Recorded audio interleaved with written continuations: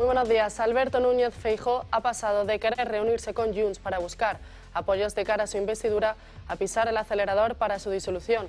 Ayer el Partido Popular y Vox presentaron sus respectivas enmiendas a la totalidad a la ley de amnistía, algo que bajo ninguna sorpresa hicieron por separado. Lo que sí que sorprendió fue el contenido de la enmienda que presentaron los populares.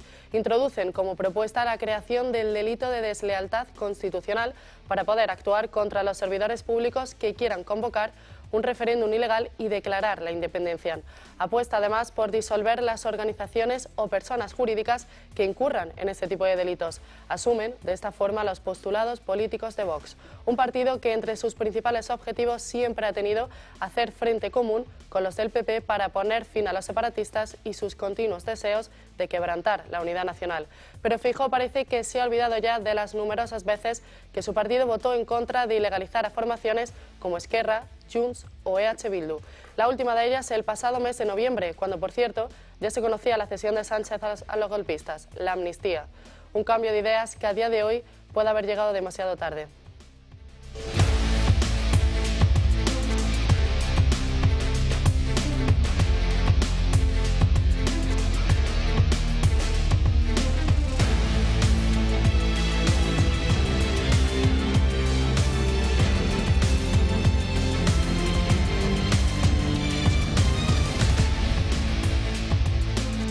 Comenzamos un nuevo programa de Dando Caña y antes de todo saludamos a la mesa, Josep María Francás. ¿Qué tal? Muy buenos días. Pues muy buenos días. Pues mire, yo estoy asombrado, a punto de ser disuelto mentalmente, pero me explicaré. Me ha asombrado mucho la petición o la enmienda esa que presentó ayer el PP, donde se habla, exactamente lo tengo aquí, de incluir en el artículo 547 del Código Penal la pena de disolución a la persona jurídica responsable de procesos de independencia. Bueno, no me gusta, ¿eh? Creo que ha metido la pata y explicaré por qué. El tema clave ahora mismo, donde está el problema, se llama amnistía. No hay en absoluto unanimidad en el público español sobre la amnistía, más bien hay una mayoría en contra de la amnistía en toda España. Pero si nos centramos en Cataluña, yo que sigo teniendo el masoquismo mental y físico de escuchar radios catalanas por la mañana, el tema sigue abierto, o sea, no hay unanimidad en absoluto. Evidentemente todos los de Esquerra, todos los de Junts y el PSOE son amplios explicadores de las bondades de la amnistía, pero el resto de gente que participa en esos programas, en absoluto. O sea, ese tema es un tema que está abierto, es una herida abierta que tiene el PSOE y que tiene el independentismo y, por tanto, una herida que aún pica y aún se puede poner el dedo. Todo lo que sea separar eso o diluir eso en otra cosa, creo que de entrada es un error táctico, como mínimo, pero además es que las personas jurídicas, me parece a mí que ya hay una ley que es que cuando se aprueba un partido, si no incurre en temas de violencia, pues es perfectamente legal. Lo que se podría hacer, y en otro momento, no ahora, es ver exactamente quién está incurriendo en temas de violencia. Eso sería una cosa distinta, porque es muy chocante que Bildu, metiendo ex convictos de ETA en sus listas, no caiga en ese anatema legal español. Pero eso es una batalla distinta. Yo entiendo que hay que buscar maneras y introducir en el Código Penal lo que se quiera sobre las personas que actúan de una determinada manera, no que piensan de una determinada manera. Pero los partidos políticos los dejaría en paz, porque eso te pone en un extremo que creo que no entra en ningún sitio. Europa esto le va a distanciar del tema de la amnistía y, por tanto, hemos hecho lo que se suele llamar un pan con unas tortas. Saludamos también a Antonio Burgueño. ¿Qué tal? Pues muy buenos días. Yo doy la razón totalmente a José María. Es luchar por cambiar la posición de un electorado, o sobre todo de una sociedad, ante una duda de cuáles son realmente las mayorías pensantes sobre un tema tan candente como es la amnistía y la independencia, pues yo creo que no es tácticamente una buena posición y una buena medida. No sabemos todavía cuál es la posición que tiene, desde mi punto de vista, todavía desconozco la posición que tiene este animal político llamado Pedro Sánchez. Y digo que no sé cuál es su posición, porque a lo mejor lo que está pretendiendo, pensando bien por él, que ustedes me pueden decir que soy un iluso, pues pensando bien por él, es que trata de engañarles y de hacer valer ante la población cuál es la realidad de un sentimiento independentista en la población de Cataluña, que él debe suponer y debe tener datos de que evidentemente no es mayoritario. Por lo tanto, lo que quiere conducirles es como Moisés, pero me parece que no tiene la capacidad de separar las aguas.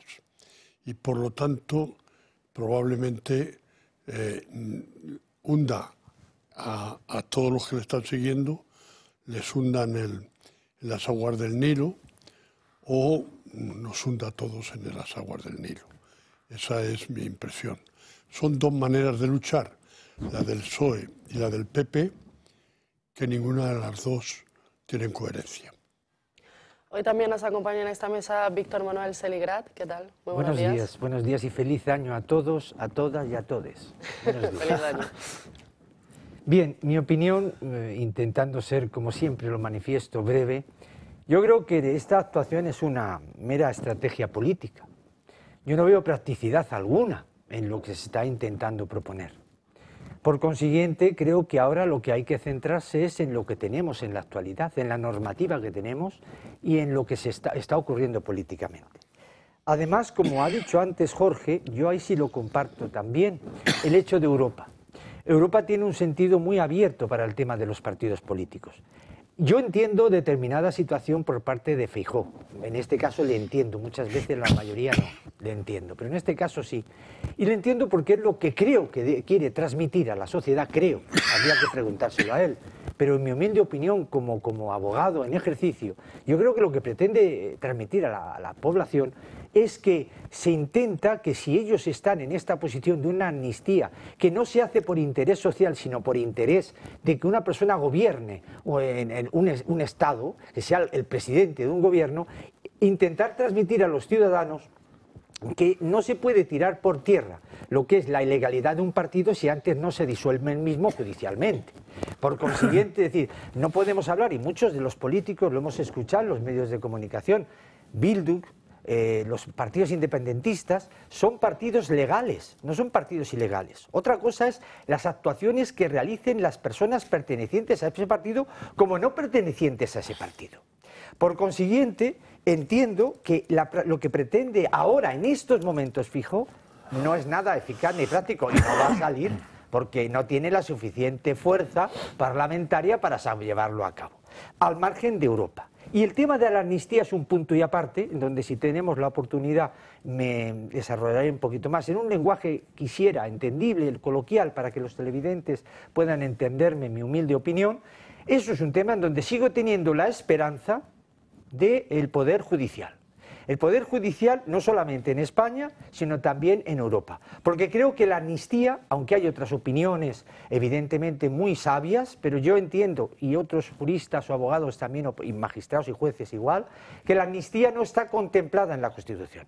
Lo que sí está contemplado en la Constitución es un artículo, entre otros, que es el 62 de nuestra Carta Magna, en donde ahí se pueden ver las distintas letras que pueden ser de aplicación a una amnistía, en donde además se establece la figura de nuestro rey en esa actividad. Y eso es lo que también habrá que tener en cuenta, sabiendo que el Tribunal Europeo es muy partidario también a las libertades de expresión y otras cuestiones, pero siempre dentro de la legalidad y que no vulnere lo que es la norma suprema de un Estado, en este caso español, que es la Carta Magna. Y también saludamos en esta mesa, nos acompaña hoy a Jorge Sanz. ¿Qué tal, María? Muy buenos días. Bueno, sobre este asunto, en primer lugar, creo que hay que señalar la contradicción del PP, que ya la habéis señalado vosotros en la apertura, en lo que supone sondear con más o menos intensidad el apoyo de Junts para la investidura de Feijóo, para después intentar ilegalizarlo o disolverlo, o el eufemismo que queráis, a través de una enmienda a la ley de amnistía. En segundo lugar, para un tema tan troncal o tan crucial como puede ser la disolución de un partido, no creo que el formato adecuado sea una enmienda a otra ley. Si tú vas a abordar un asunto que toca cuestiones de representatividad política, de derechos fundamentales, como es representación política, creo que lo tienes que hacer en una ley aparte y con un debate jurídico de mayor hondura, no con una moción que se debata durante 30 minutos en el Congreso de Diputados. Si tú de verdad te tomas este debate en serio, lo llevas al Congreso y lo debates con la solemnidad que merece.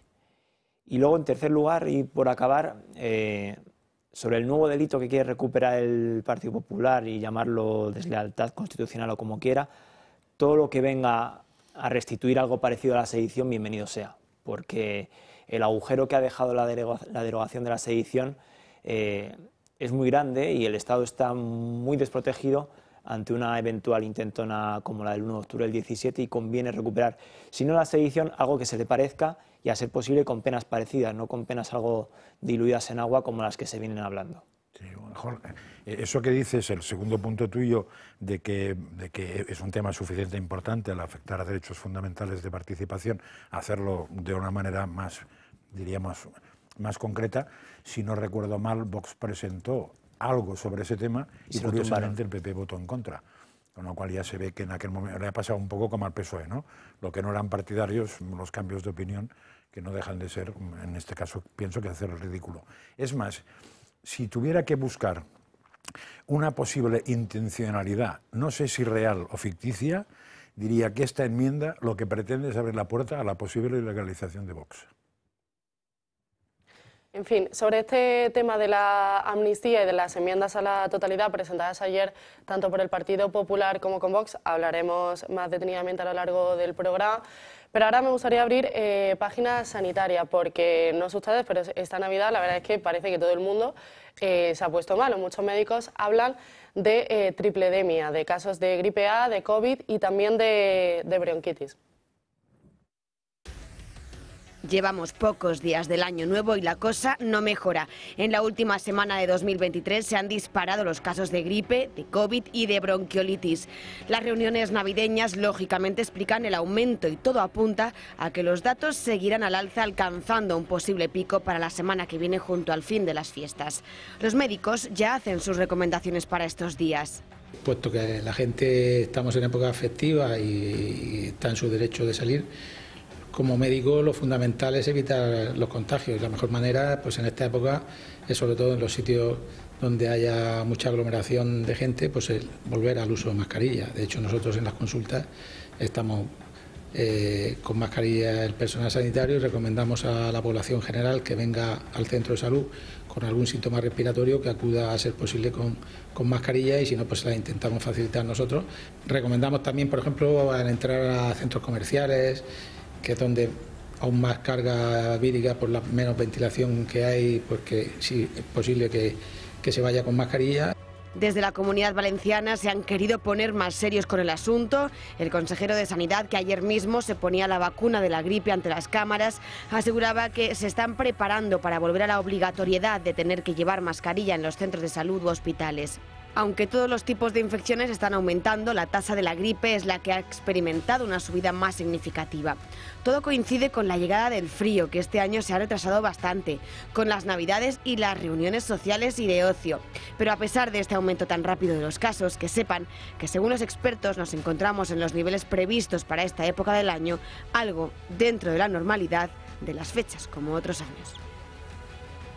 En fin, como han visto, esta epidemia de la que ya muchos hablan de la gripe está colapsando los centros sanitarios. De hecho, en algunos hospitales las camas se encuentran ya en doble fila. En comunidades, como han visto, como la Comunidad Valenciana, se está planteando otra vez la obligatoriedad de llevar la mascarilla puesta.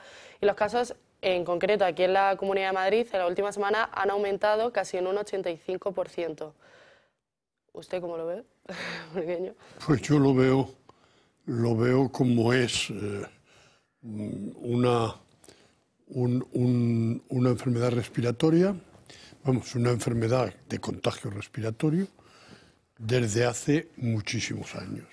Y como era, desde que tenemos un sistema de salud en el cual pues, las medidas preventivas que tiene que tomar la población no se toman adecuadamente y que, bueno, pues en cuanto llega este tipo de epidemias, pues evidentemente claudica una gran parte de la misma. Yo creo que estamos ante una cepas benignas, o sea, afortunadamente, pues el COVID ha pasado a ser una de las tres que está contagiando de dos organismos, microorganismos de tipo gripal. Ha pasado el COVID a ser un tercero tan inocuo como los demás. Tan inocuo como los demás, pero que evidentemente mata gente, porque siempre la gripe se ha llevado por delante a personas con problemas respiratorios de antemano o de otro tipo. Por lo tanto, es un problema desde el punto de vista social importante. Pero además de eso, estamos ante un experimento con gaseosa de que no aprendimos nada en los tiempos del COVID. No aprendimos nada. Tarda la administración pública en tomar posiciones y aconsejar al ciudadano. Tarda la sociedad en poner medios, porque no los tenemos a punto, para que en los entornos, digamos, en los interiores se tengan las limpiezas del aire y respirar aire limpio, exento de gérmenes, lo más posible. Es decir, que evidentemente cuando hablábamos del COVID decíamos que todos los restaurantes, que todos los bares, que no se debería parar a la población. En esta casa se insistió muchísimo en no parar la actividad de la población, pero sin embargo meter medidas de combate dentro de los interiores. Y lo único que aprendimos es a sacar las mesas de los restaurantes a la calle. Y eso lo hemos conseguido. Ha sido un éxito rotundo. Por lo tanto, vino para quedarse. No sabemos si con calentadores o sin calentadores, pero eso vino para quedarse. Lo que no ha venido es que se instrumentaran mecanismos de depuración del aire, de meter aire a presión dentro de las instalaciones, dentro de un bar, de un restaurante, que no me tomen manía, sino que se lo hemos dicho repetidas veces de aquí, que habría que purificar el aire, incluso con filtros para EPA, para poder limpiarlos de partículas. Por lo tanto, estamos ante una sociedad que no ha aprendido. Y desde luego no ha aprendido el sistema sanitario. El sistema sanitario está mucho peor que en el año 19. Dicen que la culpa es de haberlo pasado en el año 19. La culpa de que no estamos bien en el sistema sanitario, pues es que todavía el golpe no lo había asimilado. No, es que cada día está peor la lista de espera, la resolución, cada día está peor la atención primaria, porque esto es una epidemia de atención primaria, de arreglarlo con atención primaria, no arreglándolo en los hospitales. Esto es una barbaridad, recomendar a la gente que tenga que ir a los hospitales y que la atención primaria pues se colapsa totalmente. No se colapsaba hace 20 años, se colapsa ahora. Por lo tanto, estamos ante una crisis que sirve para hacer ejercicio, sirve para entrenar un ejército. Bueno, pues no, señor, no entrena el ejército porque sigue sin tener la estructura de mando y la estructura de gobierno adecuado y aquí tenemos, para arreglarlo, tenemos culpa y se la hemos echado a quien rige hoy la sanidad pública del país, que sigue siendo el Ministerio de Sanidad, que no se ha pronunciado, y sigue teniendo la culpa quien no presta atención a quien presta la asistencia sanitaria, que en este caso están implicados todos los partidos políticos. Todos los partidos políticos. Unos porque dirigen directamente en 12 autonomías, lo dirige el PP. Y el PP, en algunas de ellas, en colaboración con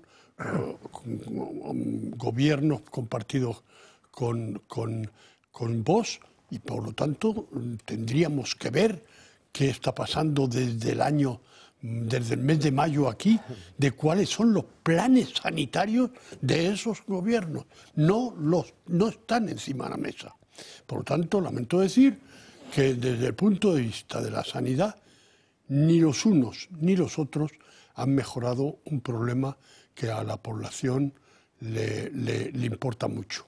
Y siento que desaprovechemos una vez más este ejercicio que podría ser casi una prueba militar con gaseosa para decir cómo había que combatir la gripe. Antonio, solo un matiz, porque has dicho que las terrazas habían venido para quedarse. Un matiz. Las terrazas llamadas COVID, que son, supongo, de las que hablabas, este mes ya están prohibidas en Madrid todas. De manera que pueden permanecer en la calle sin ocupación y tienen un mes para quitarlas. Con lo cual todavía vamos más a favor de que la gripe se extienda. O el bicho se extienda. Pues entonces no sabía de esta disposición y te agradezco. Es que mal, me lo corrijas, porque de esa forma, si han llegado para desaparecer, pues vuelvan a instalarlas. Desde el día 1. Bueno, muchas ya las quitaron, en algunas calles las quitaron, pero en otras, en las que quedaban, desde el día 1 está prohibido usarlas. Bueno. Sí que es verdad que la actual ministra de Sanidad, Mónica García, que acaba, como quien dice, de llegar al cargo, siempre se mostró muy crítica con Isabel Díaz Ayuso por su gestión sanitaria durante la pandemia. Y ahora al final es como el primer desafío al que se enfrenta, estando al cargo de la cartera de Sanidad, y no se ha pronunciado ni ha dicho nada. No ha dicho totalmente nada. De acuerdo, pero es que aquí criticamos la posición de una persona que se expuso durante meses, que era Fernando Simón, que no era un cargo político, era un cargo que yo creo que sigue siendo el director del organismo, el que tiene que decir que entra, en qué situación estamos.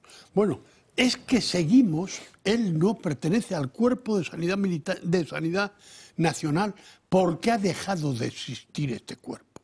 Insistimos desde el primer día que era necesario recomponer el cuerpo de sanidad nacional, es decir, una serie de epidemiólogos, de sanitaristas que hacen una oposición para estar en todos los organismos de gobierno de la sanidad pública.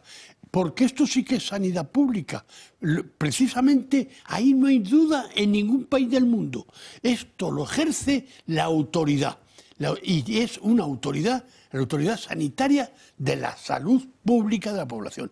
Porque no puede regirlo, no se puede trocear con sanidad privada de decir, este distrito, no, el aire, el clima, una serie de temas que afectan a toda la población y son globales, tiene que ser combatido por medio de personas que lo sepan llevar.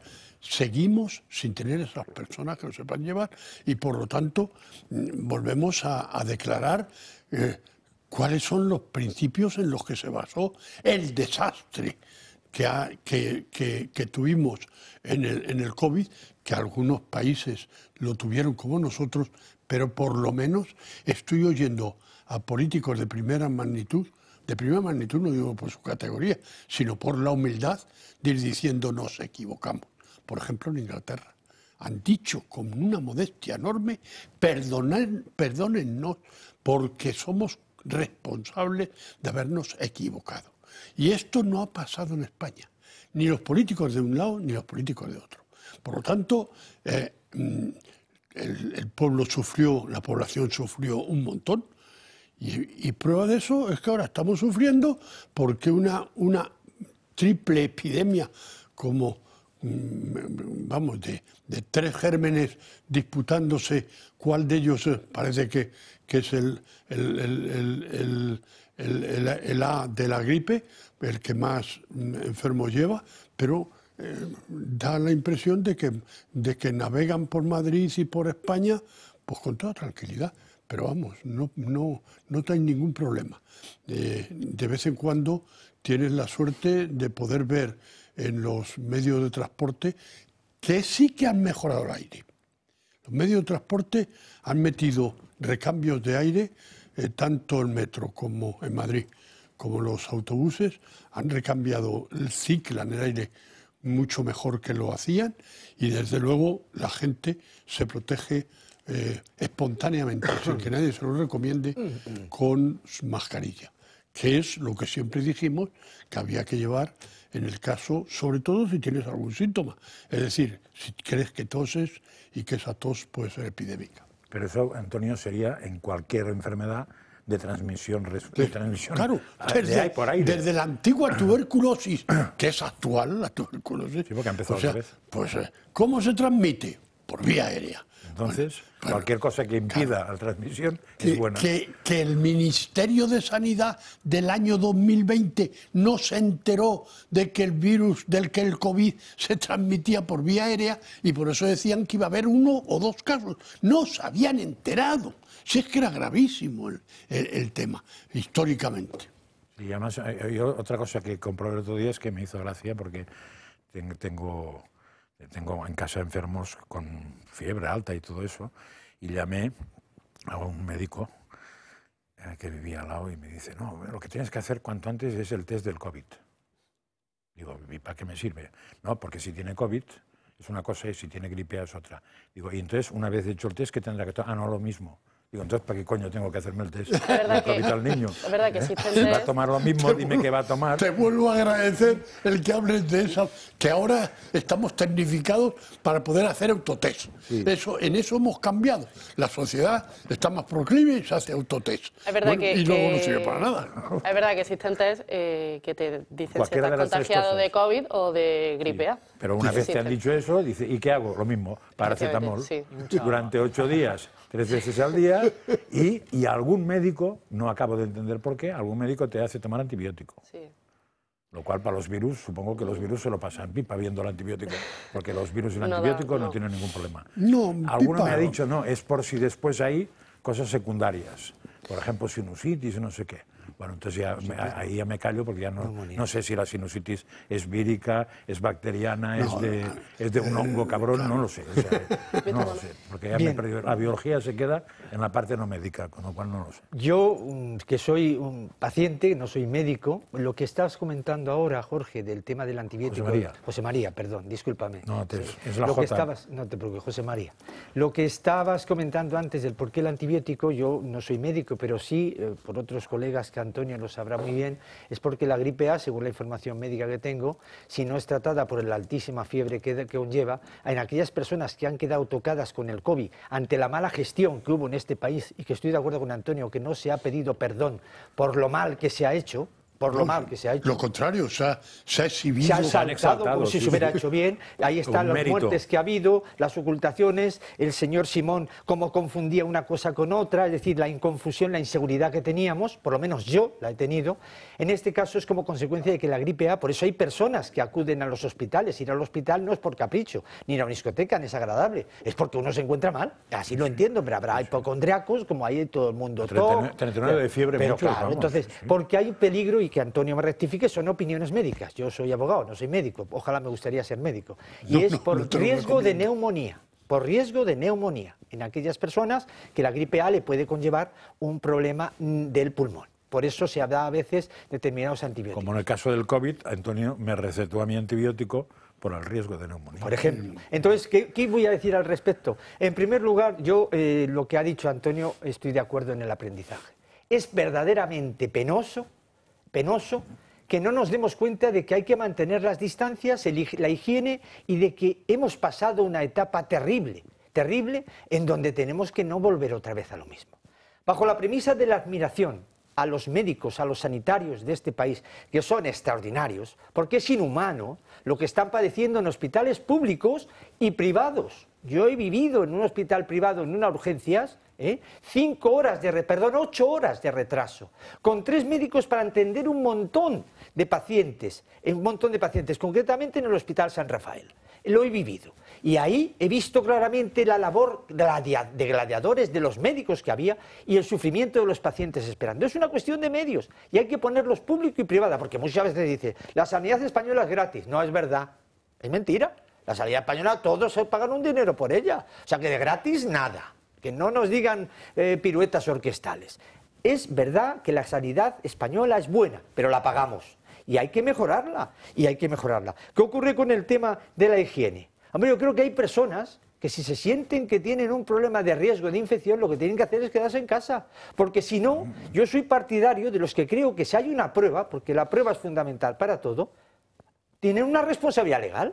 Si yo salgo a un sitio considerando que voy a contagiar a otra persona, sabiendo que lo tengo, hay un dolo, hay una mala fe, hay un hecho presuntamente que puede ser delictivo. Por lo tanto, si esto ocurriera, que algunas personas sabiendo esto y demostrándose esta situación, que ocasionara contagios que perjudiquen la vida habitual o incluso hasta el fallecimiento por determinados riesgos de personas de años que tengan y de riesgos de enfermedades, yo creo que habría también más prudencia al respecto. La higiene es fundamental, el aprendizaje, como ha dicho, ya voy terminando, y también el tema correspondiente a los medios, pero que esos medios todos pagamos para que existan, es fundamental y deben de ponerse. Y repito, cuando alguien está enfermo no deben de colapsarse, pero se va al hospital no por capricho, se va al hospital porque se encuentra uno mal.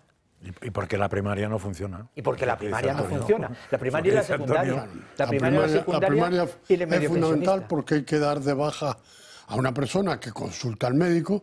Lo primero que hay que decir es quédese en casa porque tiene gripe. Esto es de toda la vida. O sea, quédese en casa y no contagie. Y no contagie. Tenga usted prudencia de no contagiar. Lávese las manos. Pero necesita su baja. Y claro.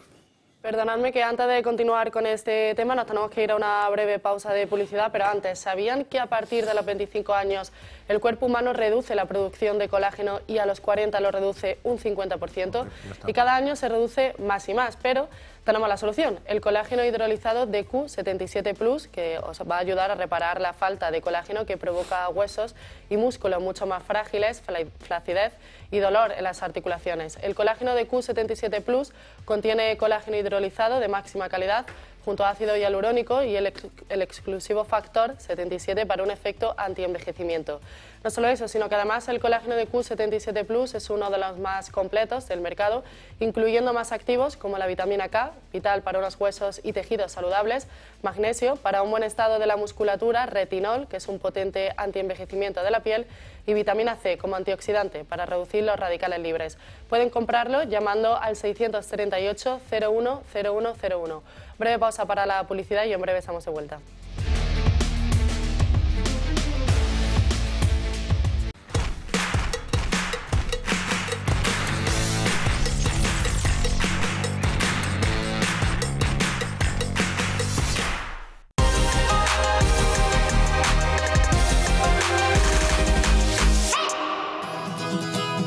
Hoy en Recomendaciones del Toro les presentamos casas de madera bálticas.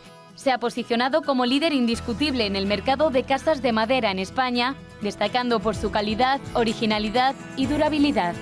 Aunque imitaciones y copias han surgido en el mercado, ninguna ha logrado replicar fielmente la calidad y el prestigio de casas de madera bálticas. Es una recomendación del Toro Televisión. Pardo Stone Design es una empresa líder en manipulación de la piedra natural y cuenta con los sistemas operativos más avanzados del mercado y el conocimiento puramente artesanal.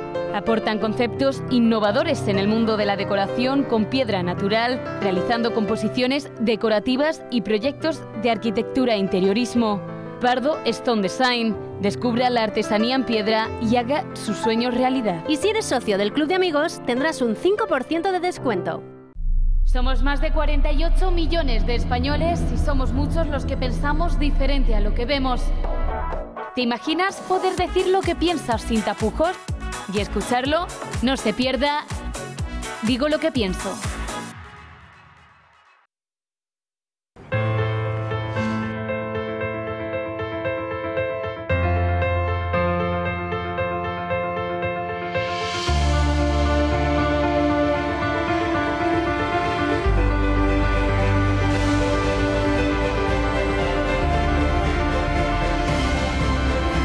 Si enseña su carnet de socio del Club de Amigos, tendrá un 10% de descuento en el total de su factura.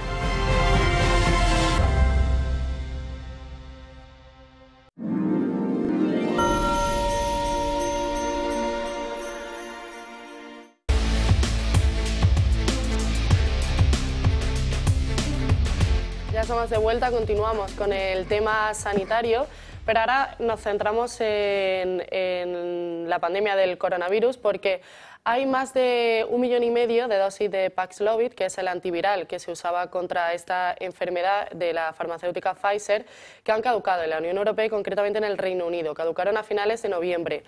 Y eso lo que supone pues, son pérdidas valoradas en miles de millones de euros. Según un análisis de una consultora de Reino Unido, se prevé que esta cifra pueda alcanzar los 3,1 millones de dosis caducadas a finales de febrero de este mismo año, con lo cual se asumirían pérdidas de más de 2.000 millones de euros. ¿Asumiría quién? ¿El gobierno del Reino Unido? El Reino Unido y la Unión Pfizer. Europea. La Unión Europea, claro. Bueno, sí, supongo que si además de eso alguien se dedicara a contabilizar la cantidad de vacunas que han ido a la basura, pues esas pérdidas subirían bastante. Claro. Con lo cual, bueno, por eso no nos preocupemos que no pasará nada. Hombre, al final... bueno, pasará que la pagaremos, vamos. Claro, pero al final son los gobiernos del Reino Unido los que han comprado todas esas dosis que han colocado porque no se han Claro, y la Unión Europea vacunas a punta pala, y el gobierno de España no sé cuántas vacunas por individuo, etcétera, etcétera. Por eso hay esa responsabilidad. Yo es que, sinceramente, como saben todos los televidentes, cualquier acto que realices en la vida tiene efectos legales, el que queramos pensar. Cualquiera, subir al autobús, coger el metro, hacer el amor, cualquier tiene efectos legales. Entonces, evidentemente, cuando hay estas situaciones y esa responsabilidad, siempre que haya mala fe, siempre que haya ese dolo, tiene que haber una responsabilidad. Y en ese sentido, José María comentaba anteriormente el tema de la posible responsabilidad en la época del SIDA. Si en los Estados Unidos, que es muy abierto, y es cierto, a utilizar el derecho hasta si te caes en un centro comercial porque te hayas torcido el tobillo.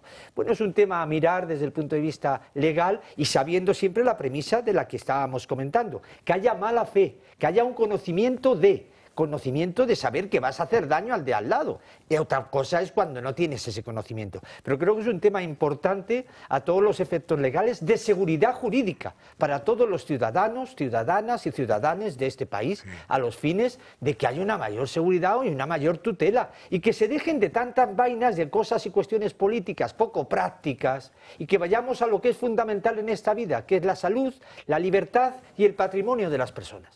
Aparte el amor también, ¿eh? El amor también. Aparte de todas estas vacunas que ya hemos visto que han caducado, en febrero, o sea, dentro de un mes de ese mismo año, van a caducar otras 550.000 y en junio, a finales, 650.000 dosis más.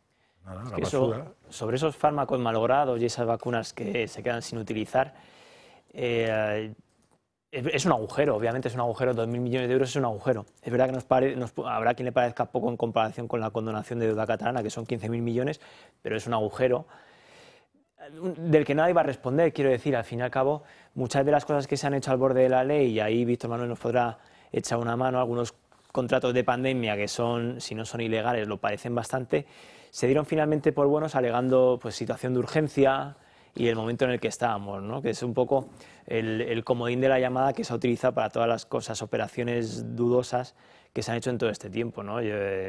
Contratos de salvadorilla muy dudosos.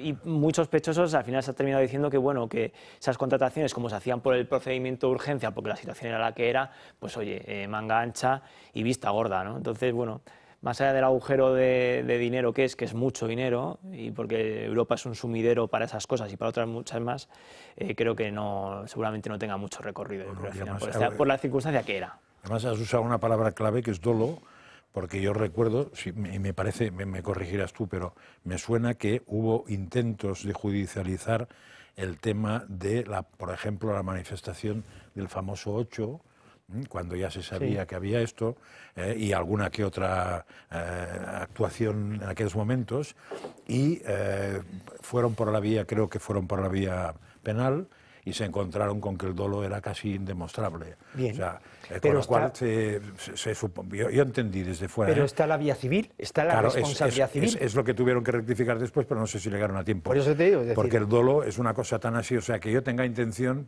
tengo que haberla manifestado, supongo, y que alguien sea testigo de que yo he manifestado que quiero intoxicar al pobre Jorge. Es demostrar que ha habido un ánimo de hacer daño. Pues eso es muy complicado. Y ponte a demostrar que has comprado fármacos y vacunas y demás para enriquecer a los señores de Pfizer en vez con la intención de proteger a la población de la Unión Europea. O al marido. También la imprudencia puede ser un hecho delictivo. La imprudencia temeraria. Por ejemplo, yo he sido abogado durante muchos años, he tenido el honor de ser abogado durante muchos años porque he aprendido mucho de los médicos y les tengo un gran cariño y admiración a todo el personal sanitario, de una clínica muy famosa que ya no existe, la clínica Nuestra Señora de Loreto, donde hayan nacido el actual rey de España y las infantas, era la llamada clínica de los toreros. Y desde ese punto de vista siempre había ese riesgo de la responsabilidad civil en cuanto a que si no había esa demostración del dolo, sí hay esa responsabilidad civil abierta. Y uno de los primeros asuntos donde salió a colación era precisamente cuando una transfusión de sangre hubo un contagio. Ahí es lo que se llamaba la culpa objetiva, que vino del derecho anglosajón, de los Estados Unidos y de Inglaterra. Por consiguiente, es una cuestión donde el dolo es fundamental demostrable, pero si no se demuestra está la responsabilidad civil. José María me dirá con mucha razón, como hombre conocedor, igual que Antonio y también Jorge, igualmente tu persona, de que la responsabilidad civil, el tema civil es muy largo, extenso y a veces muy costoso, mucho más que la vía penal desde el punto de vista procesal. Pero bueno, en la vida lo que hay que hacer es ejercitar los derechos que uno crea oportuno dentro de la buena fe y que sean los jueces y magistrados y los que al final, y los tribunales, los que al final tienen que resolver al respecto cara a lo que es su función, que es una función de interés social. Sin olvidar que los jueces y magistrados son admirables por su trabajo, por su dedicación y por su estudio constante y diario, en el que yo también puedo decir que tuve el honor de pertenecer a los tribunales de oposiciones para futuros jueces de este país y vi lo difícil que son esas oposiciones, pero también los jueces deben de ser respetuosamente y legalmente criticables. La posesión de la verdad no la tiene nadie. En fin, cambiamos de asunto porque, como ya sabemos todos, Cataluña parece que no hace más que pedir y pedir y pedir al gobierno de España. Pidió la amnistía, pidieron también los indultos y ahora están pidiendo el traspaso de docentes a la Generalidad. Las exigencias de Cataluña al gobierno de Pedro Sánchez aún no han acabado y esta vez no se trata solo de dinero. La Generalidad quiere más dinero para su departamento de educación, eso está claro, pero ahora también exige el traspaso de las competencias de los docentes para que dejen de depender del Estado y se conviertan en cuerpo catalán. La negociación entre la consejera de Educación, Anna Simó, y la ministra, Pilar Alegría, ya ha comenzado a andar. Hay más de 81.000 docentes que trabajan en Cataluña y lo que se quiere conseguir es que todos ellos dependan exclusivamente de la Generalidad. También que la Inspección Nacional desaparezca y que dependa únicamente de la Administración autonómica. Una negociación que está generando polémicas. Los sindicatos ya han alzado la voz y han mostrado su inquietud. Denuncian que si el acuerdo llega a materializarse, los maestros y profesores de Cataluña quedarán atados a la región sin poder participar en los concursos de traslados. Sin embargo, la Generalidad se escuda en defender que el Estado limita las posibilidades de mejora y de desarrollo de la educación en Cataluña. Los independentistas llevan años asegurando que la escuela catalana era excelente y defendían la inmersión lingüística como pilar esencial. Sin embargo, los fatídicos resultados del informe PISA, en el que los alumnos catalanes han perdido cualidades en matemáticas, lectura y ciencias, ha desmontado por completo los argumentos separatistas respecto a la enseñanza. En un primer momento se culpó a los inmigrantes, después a la pandemia y a los teléfonos móviles, y ahora se ha cambiado de versión y la Generalidad cree que la culpa de los malos resultados escolares en Cataluña es culpa del Estado. Es por ello que piden el traspaso de las competencias de los docentes. Unas negociaciones que no se producen en un momento cualquiera, sino cuando el gobierno de Sánchez está atado de pies y manos a los deseos y exigencias de Esquerra y Junts. Tenemos conexión en directo con Gloria Lago, que es presidente de Hablemos Español. ¿Qué tal, Gloria? Muy buenos días. Hola, buenos días. Las negociaciones para este acuerdo, para el traspaso del cuerpo docente, para que deje de ser un cuerpo estatal y pase a ser un cuerpo catalán, parece ser que ya ha comenzado y, como ya hemos visto, el acuerdo pone en riesgo lo que es la libertad docente de los profesores de Cataluña. Bueno, libertad docente ya no tienen ahora, ¿no? Lo que quieren es desconectarse completamente del resto de España, ir dando pasos para que, bueno, por lo menos sobre el papel no sean funcionarios y que contemplemos la situación catalana como la de un país independiente, ¿no? Es cierto lo que señalan los sindicatos, que esto de cara a los traslados puede ser un problema, pero sobre todo es un problema más bien de imagen, ¿eh? En la práctica ellos ya hacen lo que les da la gana, de hecho están incumpliendo sentencias firmes y no pasa nada. Y no olvidemos que el incumplimiento de sentencias no es algo que haya empezado hace poco. Esto empezó durante el gobierno de Mariano Rajoy. Fue el primero que consintió que no se cumpliera una sentencia que obligaba a un centro de enseñanza a impartir un 25% al menos en español. O sea que todas estas cosas que estamos viendo últimamente, estas misiones que vienen de la Unión Europea, que realmente están formadas solamente por diputados del Partido Popular, Ciudadanos y Vox, es decir, no participa nadie más que los que ya saben cómo están las cosas. Todo esto pues está bien para que la gente sepa cómo están las cosas, siempre llega a un sector de la población que tal vez no estuviera informado, está bien para reforzar ese mensaje de que en Cataluña y en otros lugares de España los niños no tienen los mismos derechos lingüísticos que en otros sitios, pero es un teatrillo porque todos sabemos cómo están las cosas y porque no se ha hecho nada desde hace muchísimo tiempo para arreglarlo. Esto es un paso más preocupante, sí, pero bueno, a efectos prácticos para los alumnos poco va a significar, ¿eh? Ellos ya hacen lo que quieren.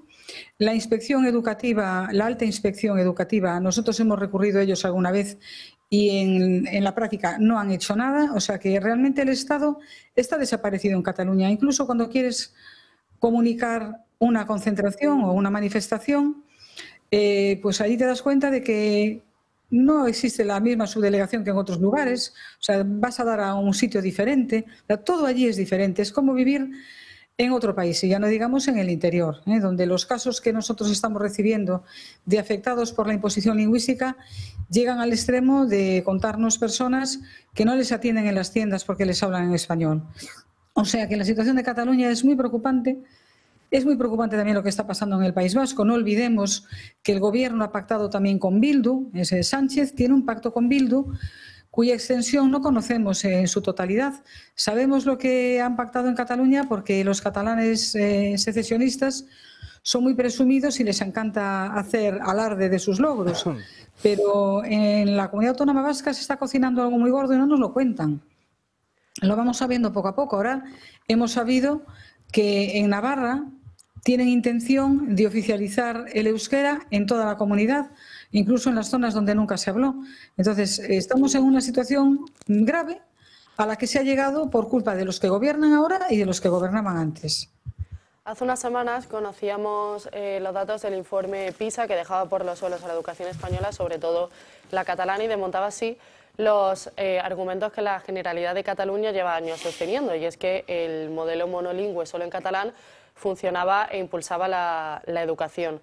Sin embargo, también hemos conocido hace poco que ha habido hasta seis nuevos estudios que demuestran por completo su fracaso. Hay entidades en defensa del español que lo han usado incluso para mostrar en Europa los riesgos de este modelo, porque perjudica a todos los alumnos, pero en especial a aquellos que no hablan en catalán. Pero es que hace falta que nos lo digan. Es decir, ¿cuántos años llevan pedagogos, nosotros, mucha gente, diciendo que la educación en lengua no materna, cuando es obligada, es perjudicial? Pero es que es algo de sentido común, o sea, no hace falta que nos lo diga un estudio. Es algo obvio, es algo axiomático. Y sí hay estudios, hay un estudio de convivencia cívica catalana de hace muchos años que nosotros utilizamos a menudo y ahora, bueno, lo están desempolvando, sacando a la luz, pero a ver, pero es que hace falta que nos lo digan. O sea, cuando un niño llega al colegio y la lengua que habla en casa no es la lengua del estudio, cuando tiene que interiorizar conocimientos en una lengua que no es la de la familia, ¿cómo no le va a perjudicar? es que es de sentido común. Si además la asignatura de lengua española se relega a incluso en algunos centros menos horas que la asignatura de lengua extranjera, pues tenemos, pues lo que dijo la RAE hace poco, que por fin se han mojado, ya era hora, diciendo que el nivel de español es muy bajo porque no se enseña en los colegios. Es que yo a veces veo noticias y digo, bueno, está bien porque así la gente que hasta ahora decía que esto era una mentira, y una tontería, pues puede caer de la burra. Pero es que hace falta que le demos vueltas a algo así. Es que es tan obvio que de verdad hasta casi te enfada que la gente se sorprenda por esto. Pues claro que es malo, claro que los resultados en PISA son malos, claro que la inmersión obligatoria es malísima, incluso la inmersión en una lengua de forma parcial, como se hace en Galicia y como se hacía en la Comunidad Madrileña, donde por fin también se han dado cuenta de que obligar a los niños a estudiar en inglés algunas asignaturas perjudica la adquisición del registro oculto en español y la adquisición de terminología, pues de ciencias naturales y de ciencias sociales. Claro, claro. Bienvenidos a la realidad. Gloria, le pregunta ahora a Víctor Manuel Saligrat. Es una pregunta, casi un pensamiento en voz alta. ¿Cree usted que esto que nos está manifestando puede ocasionar algún efecto negativo en cuanto a discriminación, incluso con la necesidad de que alguien se sienta tan excesivamente discriminado que necesite ayuda médica, tratamiento psicológico, psiquiátrico? Pues yo lo que le puedo decir es que las personas que contactan con nosotros para que les ayudemos son personas que están viviendo una situación límite. Es decir, cuando a ti te llama una madre de la Comunidad Valenciana y te dice: mi hija ya no soporta más que no le dejen hacer los exámenes en español porque está viendo que eso le repercute en su rendimiento, es una niña muy brillante y le están dejando los exámenes sin calificar, pues claro que eso le hace daño, claro que eso puede causar un daño psicológico, obviamente. Cuando una persona te llama y te dice: mira, estoy desesperado, me voy a marchar de Cataluña, ya no puedo más, a mi mujer, que es hispanoamericana, no le venden en la tienda porque habla en español, pues esa persona psicológicamente está hundida y se tiene que marchar de su tierra, que es un lugar en el que lleva viviendo desde que nació y donde vivían también sus antepasados. Cuando una señora que vive en Galicia te llama y te dice: me voy de mi trabajo porque como no puedo aportar el C1, no puedo seguir dando clases de piano o de violín o de trompa, como le pasó a una profesora en la Comunidad Valenciana, pues claro que entran a veces en una depresión. Es que estas cosas tienen una consecuencia en la salud de las personas. Claro que sí.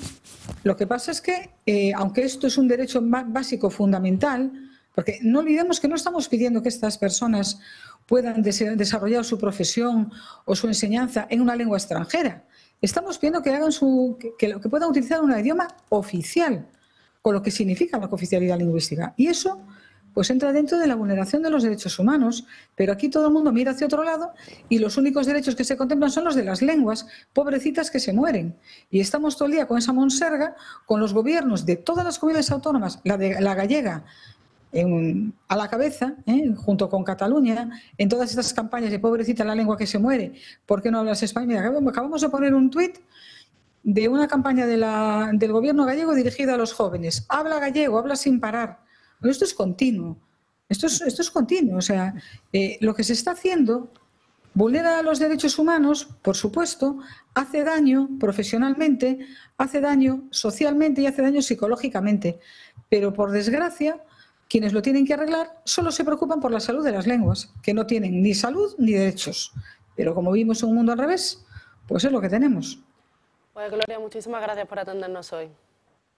A vosotros, muchísimas gracias, porque hay mucha gente que está viendo el programa. Nosotros después lo difundimos y gracias a ese gota a gota conseguimos que más gente pues se anime a denunciar y se dé cuenta de que lo que está viviendo no es normal. Muchas gracias. Sois una cadena de verdad emblemática en este sentido. Bueno, Sara, le agradecemos un montón sus palabras. Nos tenemos que ir a una pausa de publicidad y a la vuelta continuamos.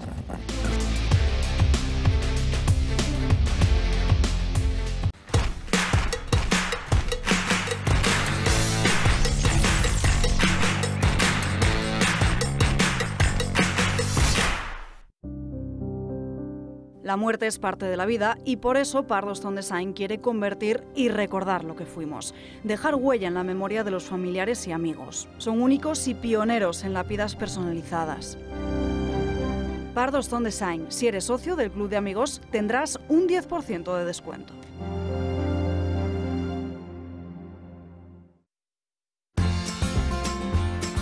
cultivado en el regadío de Lodosa, Navarra, bajo la indicación geográfica protegida Espárrago de Navarra. Este producto se ha convertido en la auténtica joya de la huerta de Conservas Perón. Seleccionan y clasifican los espárragos nada más haber sido recolectados. A continuación se pelan mediante maquinaria o a mano y se cortan por el tallo con el fin de igualar su tamaño. Se escaldan mediante inmersión en agua caliente y tras un enfriado rápido se clasifican los espárragos de las mismas características y se pasa al envasado. Gracias a su blancura, su textura suave y su delicioso sabor, el espárrago de Conservas Perón se ha convertido en uno de los productos más valorados de toda la geografía nacional.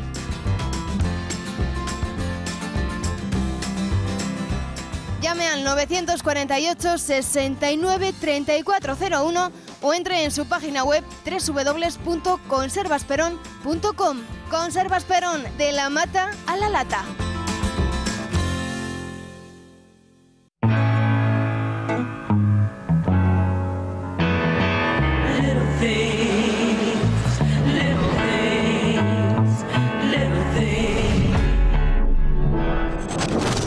It's the little things that mean an awful lot.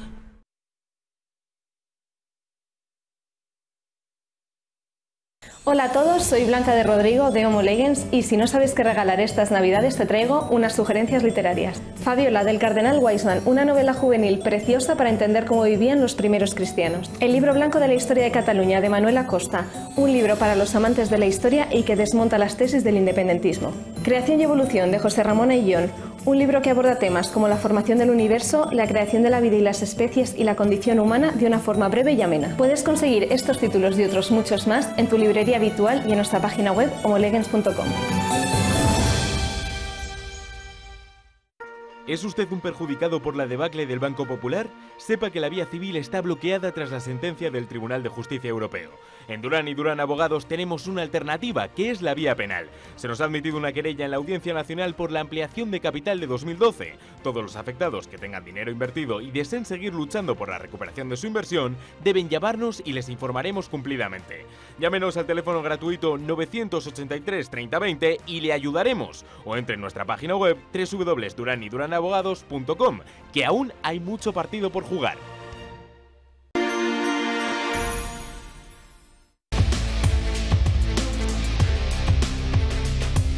Ya estamos de vuelta en Dando Caña y creo que Víctor Manuel quería comentar, quería hacer algo muy breve. Como Sí. siempre digo, luego ya si me extiendo pido perdón y tú para eso que eres una persona muy inteligente y con mucha valía me Muchas interrumpes gracias. y me cortas. Con cariño siempre, por Sí, favor. sí, por supuesto.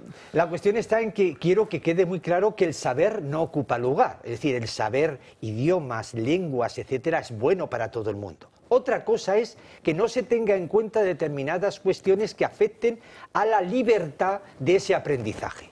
Por consiguiente, que quede muy claro, repito, que el saber no ocupa lugar. A mí me encantaría saber hablar catalán, vasco, todo, inglés, francés, alemán, ruso, chino, por descontado, etc. Pero a veces lo que no hay es que imponer de una manera presuntamente discriminatoria estas cuestiones, porque además de efectos presuntamente ilegales, hay efectos de salud. Y es una cuestión que evidentemente hay que tener en cuenta. Pero repito, el saber no ocupa lugar, pero dentro de una igualdad, que no haya discriminación y que no haya ninguna obligación excesiva que raye en la coacción o en la intimidad, o la intimidación. Sí, a ver, dos cosas. Es que lo que ha dicho Gloria creo que es muy importante entenderlo, porque tiene toda la razón del mundo. Legalmente, en Cataluña no va a suponer, de cara a la realidad, no va a suponer ningún cambio lo que se está proponiendo. O sea, y estoy hablando no de ahora, sino hará años, probablemente 40 y pico años, probablemente desde la primera ley que es el Estatuto de Centros, cuando se traspasa a la Generalitat la educación, que por cierto creo que es competencia exclusiva, lo que tiene es toda la autoridad sobre los profesores, toda la autoridad sobre la inspección, y lo único que no tenía era la autoridad sobre la alta inspección, que es una figura que se reservó el Estatuto de Centros en todas las comunidades para que hubiera alguien representando al Estado que estuviera por encima no del mando, que no tiene ningún mando, sino simplemente de información, para poder recabar información.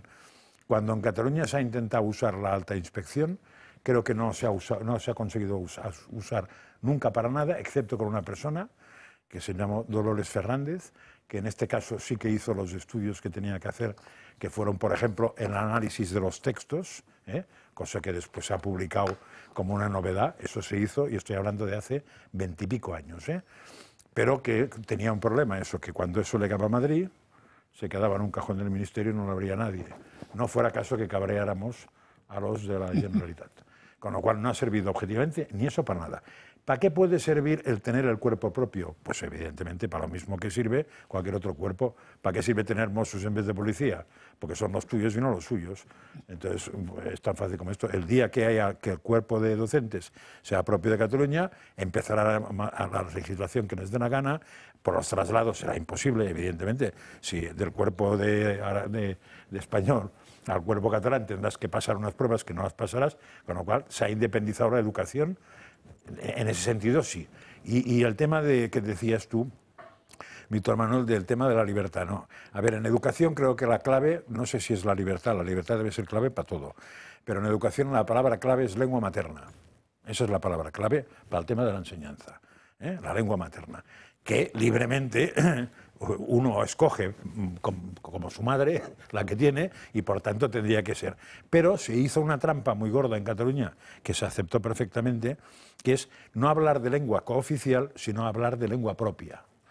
Cuando tú en toda la legislación catalana ya sustituyes la palabra lengua materna, que es la de la persona, como decía Gloria, por la lengua propia, que es la lengua del territorio, como si las piedras hablaran, entonces simplemente el sentido común hace que lo que no es propio es impropio.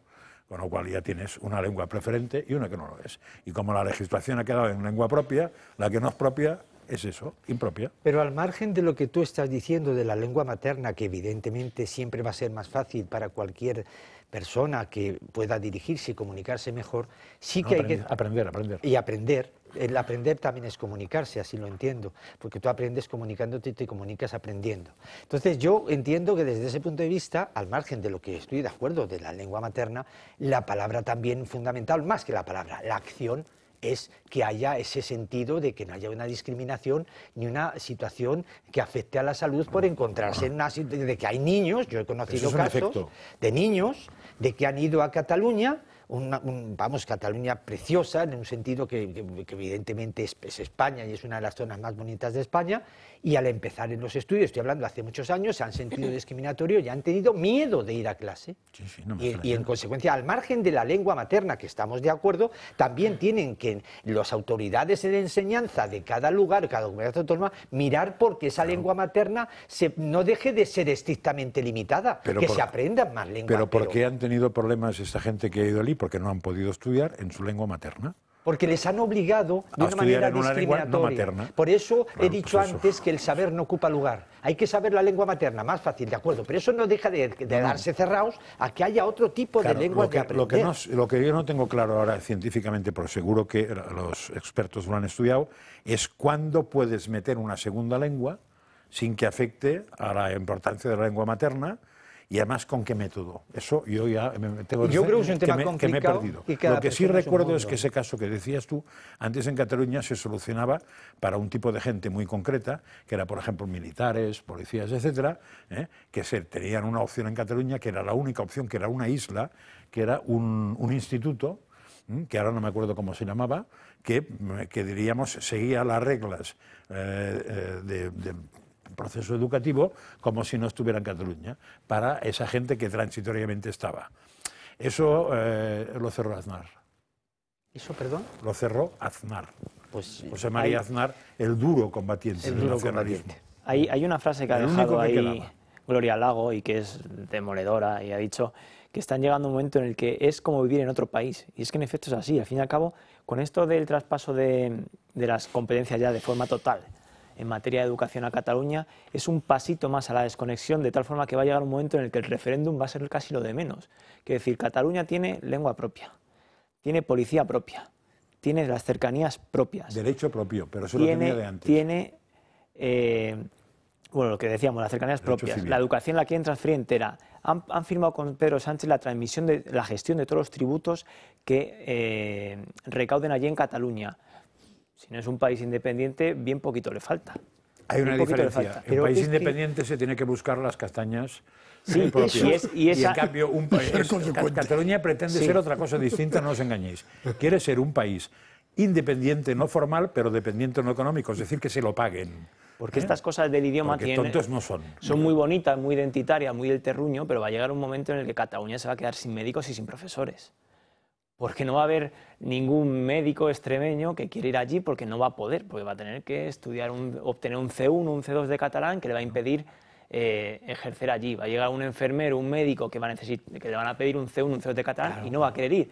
Va a llegar un momento en el que Cataluña va a tener que, de tanto que quiere gestionar por su propia cuenta, se va a encontrar con una sanidad y con una educación que o la rellena él o promueven desde su propia terruño, de su propia parcela el relevo, o se van a quedar sin profesores, sin médicos. Y eso ya ha pasado en Baleares y hoy hay una noticia, no sé en qué periódico digital, de que el País Vasco, como no tenía médicos por haber exigido la euskera, ahora los está buscando de Inglaterra, evidentemente que no saben ni castellano, solo hablan inglés. Pero da igual, porque el objetivo no era este, el objetivo era cortar la vía de entrada. O sea, lo que dices tú, que al final sea un país distinto, no con un Estado distinto, porque entonces hay que sacar dinero de las piedras, sino un país distinto, que hagas todo lo que te da la gana porque te lo pague el otro, que es un chollo, hay que reconocer, que yo empezaré a pensar en que Madrid podía pedir lo mismo. Pero lo que pasa es que tienen que permitirse, que no permitirse esas cuestiones. Se permiten. Hay una Constitución española que habla de unos límites, de unas transferencias. Y lo que ocurre es que está existiendo, pues, como se dice ahora, se está pasando de todos estos temas y está ocasionando el perjuicio a todos los ciudadanos, porque no hay que olvidar que hay muchos ciudadanos catalán que, aunque hable catalán, se siente discriminado por lo que está viviendo en Cataluña. Más de la mitad. En Cataluña como en el País Vasco también. O más sea, de la mitad. Por eso, entonces, hay que tener en cuenta que no se vulnere el principio de la igualdad y que no haya discriminación. Hay otra frase ahí de Gloria que ha dicho de caso de gente latinoamericana que diciendo me voy de Cataluña porque ya no aguanto más. O sea, se está llegando a una especie ya de estado de apartheid en el que o eres catalán pata negra que habla catalán bien, que educa a sus hijos en catalán en casa o demás, o estás condenado a irte. Hasta y eso es adulterar también el censo electoral, tiene un montón de connotaciones. Pero es curioso porque este problema no se da en los marroquíes, no lo entiendo. ¿Que no, perdona? Que no se dan los marroquíes, no lo entiendo, porque yo ya hace años, y lo he contado aquí una vez, estoy hablando de hace 10 o 15 años, un día, estando en Navidades ahí, que tenía mi familia y mis padres, que ahora ya no existen y no están, pues salí con mis hijos a pasear el 25 por la mañana y en la calle, en la segunda calle más importante del pueblo que estaba, que no tampoco es tan pequeño, que es Manresa, no oí ni catalán ni castellano, solo árabe. Estoy hablando de hace más de 10 años, ¿eh? Que ese es otro melón, por cierto, porque hace no tenían problemas de catalán, no lo hablan y ya está. Hace relativamente poco, una agrupación de alcaldes de Junts de la zona del Maresme hicieron una declaración conjunta pidiendo que todos aquellos inmigrantes que fueran reincidentes en el delito fueran expulsados, que es toda una novedad y eso le puede poner un aprieto a Pedro Sánchez porque a ver cómo justifica. Y entonces no quedaba nadie, ¿no? Y entonces no quedaba nadie. Pues no sé, la verdad que desconozco qué porcentaje hay de población delincuente allí, pero lo ponían ya eso, inmigrante es muy unos 60 alcaldes ya de esa zona diciendo que los que eran delincuentes residentes que fuera de allí. Pues en sanidad la lengua es un tema candente también, la historia y expresarse obligatoriamente para los médicos ha sido un problema en Baleares. Ha influido en Baleares en el desarrollo, en el resultado electoral, ha influido muchísimo. Curiosamente, muchísimo más que en la escuela, ha incidido la obligatoriedad a los médicos de hablar, médicos y enfermeros, de hablar catalán, vamos, balear. Sí, catalán. Y esto pues está en tener una estirpe funcionarial exclusiva, claro, que termina en eso. Y con lo cual, pues el mercado internacional lo pierdes, porque la gente no, por venir a una localidad de 8 millones de habitantes, naturalmente prefieren una que tenga 40 O sea que eso está claro, un médico, y tenemos un problema, porque nuestros médicos se van y necesitamos importar. Nosotros tenemos suficientes médicos. Lo que has dicho del País Vasco es una verdad, pero están hablando de los extracomunitarios. Sí, claro. Están hablando de los extracomunitarios y no exactamente de los ingleses, porque los ingleses son receptores de médicos. Bueno, ganan mucho más. Claro, y ganan más. Claro. Por lo tanto, cuando hablan de extracomunitarios, están hablando de médicos latinos, de América Latina, que son los que están autorizados además a hacer el MIR. Por lo tanto, a que se queden, porque el País Vasco se va a necesitar de aquí a 5 años meter cerca de 4.000 o 5.000 médicos en el País Vasco. Fíjate. Y eso, naturalmente, no tiene más remedio que traerlos de América Latina. Y claro, si les obligan a hablar euskera o a hablar catalán, pues van a ser los últimos receptores.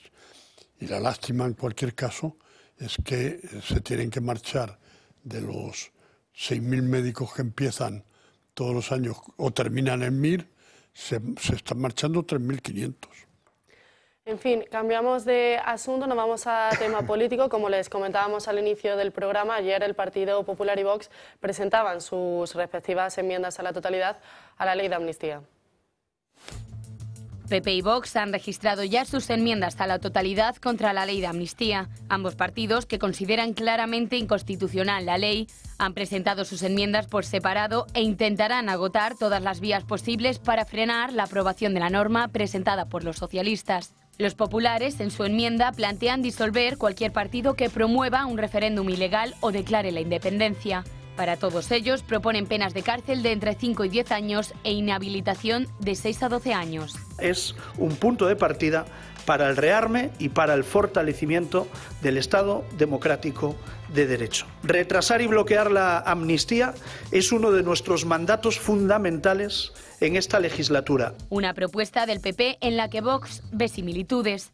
Es más, Santiago Abascal ha cargado contra el PP después de que los de Feijóo votaran en contra de todas las propuestas de Vox para ilegalizar algunos partidos. Sin ir más lejos, los de Abascal presentaron una moción en el Senado el pasado mes de noviembre para ilegalizar a Junts y a Esquerra y el PP entonces votó en contra. Por lo que esta enmienda sería un golpe de efecto de los populares. Pero los de Abascal, en su enmienda a la totalidad, van mucho más lejos. Elevan las penas de cárcel a entre 6 y 10 años para todos aquellos que negocien con prófugos o condenados de la justicia y propone una inhabilitación especial de 6 años, además de la ilegalización de los partidos independentistas. No solo atacamos a la amnistía en sí, sino que combatimos todos los elementos que el Gobierno está utilizando para perpetrar ese golpe de Estado desde la Moncloa. Estas propuestas se debatirán la semana que viene en la Cámara Alta y todo apunta a que serán rechazadas con los votos del PSOE y sus socios, entre los que se encuentran los partidos independentistas de Junts y Esquerra. Las reacciones a la enmienda de la totalidad del Partido Popular nos han hecho esperar por parte de Vox. Era el presidente Santiago Abascal el que ayer en redes sociales, en X, antes conocido como Twitter, lo criticaba. Decía que ahora el PP pide ilegalizarlos después de negociar con ellos y después de votar en contra de todas las propuestas de Vox para ilegalizar esos partidos. Increíble pero cierto, comentaba Santiago Abascal, y hoy también recoge en varios medios ese cambio de postura de Alberto Núñez Feijóo. Algunos incluso aseguran que lo que pretenden es un poco pues quedarse con esos votantes de Vox que están a favor de ilegalizar a partidos que quieren romper la unidad de España. Pero sí que es cierto que hay que recordar pues, que no son pocas las ocasiones en las que Vox ha llevado esta propuesta tanto al Congreso como al Senado, y hasta ahora el PP siempre ha votado en contra. De hecho, la última vez, como ya hemos dicho, fue en noviembre del año pasado, hace escasos meses. A ver, aquí estamos ante un hecho político, no lo olvidemos, con lo cual hay que entrar en las coordenadas que siguen en la política.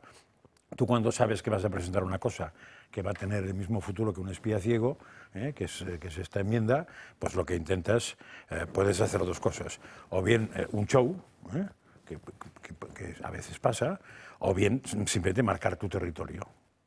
Con lo cual yo entendía que en este caso lo que se pretendía era que el PP marcara su territorio, es decir, cómo resolvería eso, y Vox marcara su territorio, que es cómo resolvería esto. Si uno de los dos se mete en el terreno del otro, creo que se equivoca, de entrada, porque entonces no está marcando territorio, está compartiendo territorio. Pero sobre todo, si pides una cosa que no has pedido nunca y que no tiene ningún sentido por lo que has hecho siempre, pues te estás desviando de donde estabas y tú sabrás lo que haces. A mí me da la sensación de que el tema de evitar que Pedro Sánchez se perpetúe en el poder no pasa por desviar la atención del tema de amnistía y evidentemente no pasa por seguir echándose los trazos de la cabeza entre el PP y Vox. Porque si siguen echándose los trazos de la cabeza, Pedro Sánchez durará no una legislatura, no, sino 2, 3 y 4 y 5. Pero eso parece que desde fuera yo lo veo evidente, desde dentro no parece que lo sea tanto. Y entonces a veces se intentan mezclar y coger cosas del otro para otras veces distanciarse. Entonces sí es muy fácil, o sea, uno es uno, otros son muy distintos, pero tendrían que sentarse y decir, ante la gravedad de la situación, nos ponemos de acuerdo en 10 cosas y esas 10 cosas no las discutimos y las batalhamos juntos, en España y fundamentalmente en Europa, que creo que es donde se va a dar la batalla, porque no olvidemos que antes de las elecciones europeas y después más, el PP es el partido con más escaños en el Parlamento Europeo, con lo cual puede organizar bastante cosa en el Parlamento Europeo. Y probablemente después de las elecciones europeas, la suma PP y en torno de Vox tendrá mucho más escaños que el socialismo incluido de toda Europa. Entonces, pues ellos sabrán, pero me parece que nos están llevando a un mal puerto. No, es un asunto delicado lo del disolver partidos. Más allá de la contradicción que supone sentarte con ellos hace 2 meses e intentar disolverlos ahora. Porque es una cuestión, y aquí está Víctor Manuel, que es abogado, y es una cuestión que atañe a derechos fundamentales y es una cuestión muy delicada. Y que no es insisto, como he dicho al principio, no es la enmienda a otra ley el sitio para proponer esto. Porque es un asunto troncal y delicado. Habrá quien diga, es que es una barbaridad ilegalizar partidos y es abiertamente inconstitucional. Bueno, también hay gente que defendemos que es abiertamente inconstitucional la ley de amnistía y el borrador de la ley de amnistía, una de las cosas que pone en su exposición de motivos para justificarse es que muchos ordenamientos jurídicos de países homologables al nuestros incluyen fórmulas de amnistía, por lo cual por esa misma regla de 3 podríamos decir que como hay ordenamientos jurídicos de países próximos al nuestro que contemplan ilegalizar partidos abiertamente contra la Constitución, pues ¿por qué no podemos nosotros hacer lo propio, ¿no? Pero claro, este debate se podría tomar en serio si en vez de ir en una enmienda fuera en una ley a ser posible promovida desde los 2 principales partidos que se supone creen en esto, que son PP y Vox. Víctor Manuel. Sí, yo sigo pensando lo que he dicho al inicio del programa. Creo que es una estrategia política en la que no tiene ninguna eficacia y están pensándose fundamentalmente en las elecciones europeas. Además, entiendo que no es el camino legal indicado para que un partido político sea disuelto, para considerarle ilegal.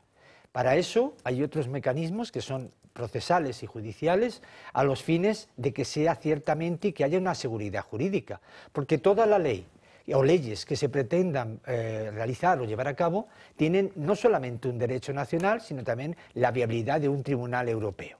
Por consiguiente, lo veo muy poco eficaz, incongruente, y creo que en este caso se está mirando más la situación de votos de partido para unas elecciones que una realidad. Yo creo que luchar por la ley de amnistía debería de lucharse desde el ámbito de la legalidad, de los mecanismos que existen en España, terminando en el Poder Judicial. Todo lo demás, en mi opinión, creo que son piruetas orquestales que confunden y que hacen además al ciudadano y a la ciudadana tener más inseguridad en los partidos políticos que tenemos ahí. Y hace un favor, evidentemente, a aquellas otras personas que se están agarrando a un poder en perjuicio de una garantía de los ciudadanos. Lo de la ley de amnistía es algo que la Unión Europea, la Comisión de Justicia, está mirando con lupa. Ya en su momento Félix Bolaños dijo que la Unión Europea no existía ningún tipo de preocupación, algo que ellos desmintieron. Sin embargo, lo que sí conocemos hoy con los casos de corrupción es que la Unión Europea, la Comisión, ha vuelto a advertir al gobierno de Pedro Sánchez de que su rebaja del delito de malversación no cumple con los estándares europeos. Señalan que la nueva directiva, que está en fase de negociación, obligaría a los gobiernos de los 27 Estados miembros a publicar una lista con todos los nombres de los indultados por causas de corrupción. Esta fue una una respuesta de la comisaria de Asuntos de Interior al eurodiputado de Ciudadanos, a Jordi Cañas, sobre un posible indulto del Gobierno de España a los condenados por los ERE en Andalucía.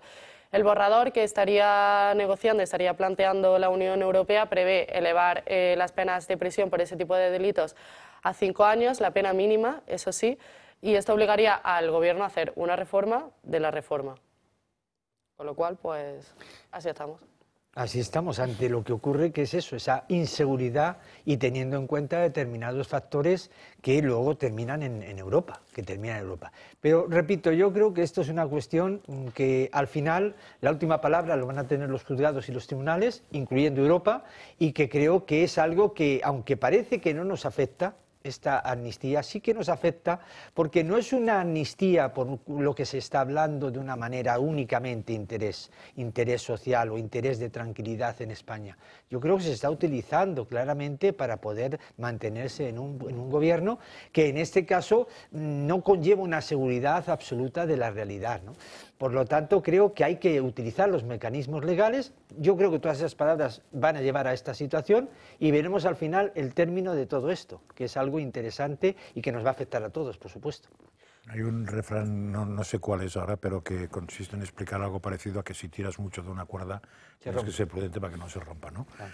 Entonces, tengo la sensación de que Pedro Sánchez, con estos 6 meses del semestre español, lo que ha conseguido es romper la cuerda que tenía antes muy bien atada. Y ha pasado de ser una figura, por lo que me cuentan, de cierto predicamento europeo como chico moderno, del joven socialismo y tal, a empezar a verle el plumero, y es un plumero un poco asqueroso. Entonces, esto se va a ir manifestando, por lo que me cuentan a mí, en diversas cosas. Una, en esto. Hombre, si solo se manifiesta en la lista de corruptos de estos, será como la lista de la isla esta. O sea, está muy bien que salga la lista, pero si no pasa más, pues aguantas la vergüenza y fuera. Yo creo que vendrán más cosas. Y esa facilidad que tenía Pedro Sánchez de pasarse en Europa de la mano, o abrazado a von der Leyen o Borden Sánchez, pues me parece que eso ha pasado a la historia y que lo único que le puede salvar es que al haber elecciones todos los europeos, los parlamentarios europeos, los comisarios, están pensando en otra cosa que no sea en Pedro Sánchez, pero que prebendas no va a sacar ninguna y más bien se va a elevar algún porrazo. Sí que es verdad que esto de publicar esa lista con todo los nombres de los posibles indultados se ha preguntado pues por los condenados a los ERE, precisamente en concreto por José Antonio Griñán, y ya la Unión Europea ha dicho que no va a abordar casos concretos, con lo cual no ha querido dar explicaciones sobre esa persona en concreto. O sea que sirve para muy poco en la lista, vamos. No, da la impresión que lo que dice José María es una realidad. Yo creo que en todos los frentes que está abriéndose, que él mismo sabía que estaba abriendo, naturalmente el que le ha fallado ha sido el de Europa. Le ha fallado en el ambiente, o sea, no podemos saber más que él no se encuentra a gusto en el escenario europeo desde el mes de noviembre para acá. Él no está a gusto y lo estaba, o sea, se le veía un ser sobrado, o sea, y por eso también hizo el giro buscando, creo yo, desde el punto de vista psicológico, buscando otros apoyos en otras instancias, digamos, de ONU o tal, cuando se manifestó en la guerra de la Franja de Gaza, y se manifestó con esos teóricos de países alineados claramente en contra de Israel. Y yo creo que esto es la búsqueda de apoyos porque le habían fallado los apoyos europeos. Y esta es la situación en la que se ve. Pero en España las cosas las está llevando como vamos, creo que con una fortuna, porque la pelea que tiene con los demás la está ganando. Está ganando a todos, a los aliados y a los del frente. A los aliados se los está comiendo. Se los está comiendo, o sea, esta es una realidad. Es decir, no sé cómo le irá esta semana próxima, pero desde luego hasta ahora va victorioso. Y el único acicate que podemos tener es en Europa. No, le fiamos tanto en este asunto de la corrupción indultada como en la amnistía, lo estamos fiando casi toda Europa, pero yo soy prudente. Es verdad que a favor de los contrarios a la amnistía juega el hecho de que las mayorías en Europa son distintas a las de aquí, que la mayoría que tiene conformada aquí en España Sánchez está muy cogida con pinzas, hasta el punto de que para cada votación tiene que ponerlos a todos otra vez de acuerdo con los peajes que ello supone. En Europa sí es verdad que la mayoría es distinta y el viento sopla de diferente manera. Sí es verdad que, por retomarlo de la amnistía, se han curado mucho eligiendo las palabras adecuadas. Yo el borrador me lo tengo leidísimo, es mi lectura favorita desde hace 2 meses y creo que se han protegido mucho y creo que con algo de acierto al incluir que quedarán exentos de solicitar la amnistía a todos aquellos delitos que hayan perjudicado la estabilidad financiera de la Unión Europea. Y ya solo con eso parece que te estás tapando un poco, ¿no? Es decir, que todos aquellos delitos que hayan podido afectar a fondos europeos y demás no estén sujetos a la amnistía, parece que aparta un poco a Europa de la misión que pueda hacer. Y a mí me da la impresión de que Europa, cuando llegue la hora de pronunciarse sobre esto, o un tribunal de justicia de la Unión Europea, le mueve mucho más el tema del dinero que el tema de la separación de poderes. Creo que le aprieta mucho más el zapato por el tema de los fondos europeos, que le preocupa, por resumirlo, le preocupa mucho más la pasta, hablando en plata, que la posible separación de poderes esté mejor o peor en España. Depende sobre qué país, porque sobre Hungría y Polonia la preocupa mucho ahí les apretó muy bien, separación de poderes. Pero yo tengo, en el caso español, depende de la mayoría. Soy más pesimista. Si en Europa el PP gana y lo dirige González Pons, pues tenemos un problema.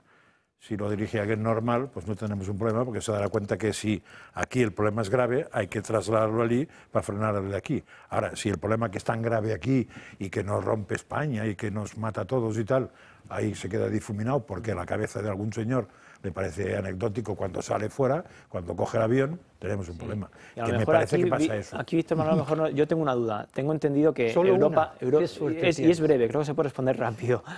Tengo entendido que Europa solo se pronunciaría una vez la ley esté aprobada. Claro, claro. Y claro, que alguien haya dicho algo. Y ya con gente que se ha sometido a la amnistía. Es decir, probablemente cuando Europa reaccione ya Puigdemont estará por Girona caminando en pantuflas tan ricamente. Pero según cómo se paraliza la aplicación de la ley, ¿no? Es decir, en primer lugar, como bien has dicho, como bien estáis diciendo, tiene que haber una ley aprobada, porque si no, Europa no puede resolver estamos hablando de temas que no son reales, que no están eficazmente para llevar a cabo.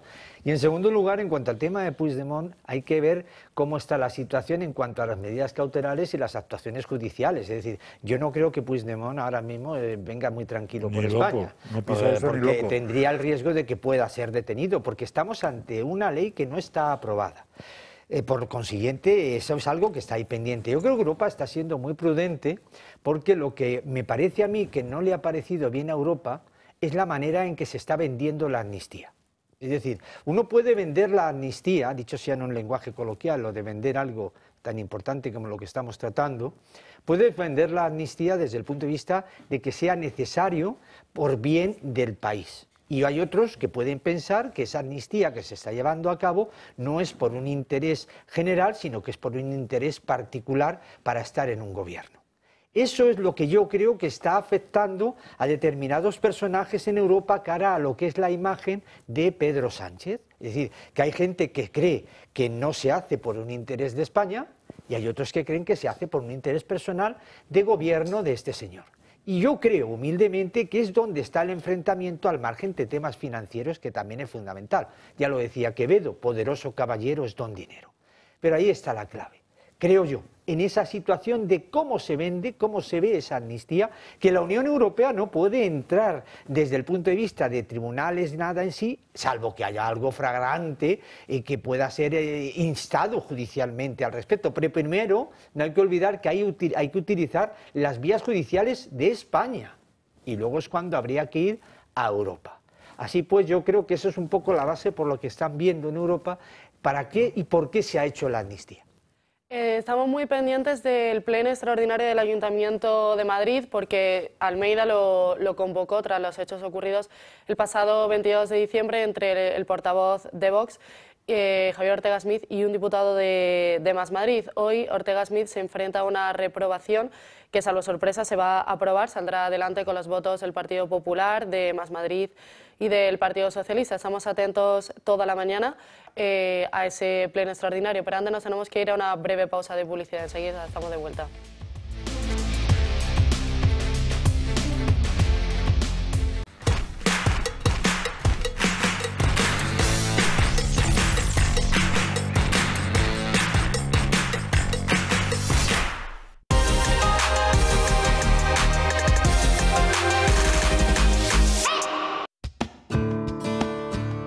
Hoy en Recomendaciones del Toro les presentamos el grupo Bajálica. Son líderes y pioneros en poda, tala en altura de árboles con técnica de trepa y profesionales en jardinería. La empresa fue fundada hace 4 décadas por Branco Bajálica, con gran experiencia nacional e internacional. Se caracteriza por su amplia gama de servicios de excelencia garantizada. Llegan donde otros no llegan. Les ofrecen presupuestos sin compromiso. Grupo Bajálica, una recomendación del Toro Televisión. Pardo Stone Design es una empresa líder en manipulación de la piedra natural y cuenta con los sistemas operativos más avanzados del mercado y el conocimiento puramente artesanal. Aportan conceptos innovadores en el mundo de la decoración con piedra natural, realizando composiciones decorativas y proyectos de arquitectura e interiorismo. Pardo Stone Design. Descubra la artesanía en piedra y haga sus sueños realidad. Y si eres socio del Club de Amigos, tendrás un 5% de descuento. Desde 1958, la marisquería Rafa en Madrid se ha caracterizado por la primera calidad de sus productos, entre los que puede encontrar guisos, carnes de primera calidad, pescados y los mejores mariscos de nuestras costas. Todo elaborado a base de recetas tradicionales. Podrá disfrutar de sus deliciosos platos en la barra, en su preciosa terraza o en alguno de sus salones privados. Le esperamos en Rafa, calle Narváez 68. No se pierda los sabores de la buena cocina. Estimado lector, nos complace informarle de que nace el Club del Libro de Biblioteca Homo Legens, un espacio único en el que cada mes podrá escoger los 2 libros que usted desee de nuestro amplio catálogo. Para formar parte del Club del Libro de Biblioteca Homo Legens, ponemos a su alcance 2 tipos de suscripción. Por un exclusivo precio, llévese 24 libros al año, valorados en 500 euros, sin gastos de envío y muchas más ventajas. Puede darse de alta en homolegens.com o puede llamarnos al teléfono 910059942, escribirnos a clubdellibro@homolegens.com o enviarnos un WhatsApp al 608 02 8273. ¿A qué espera para ser parte del Club del Libro de Biblioteca Homo Legens?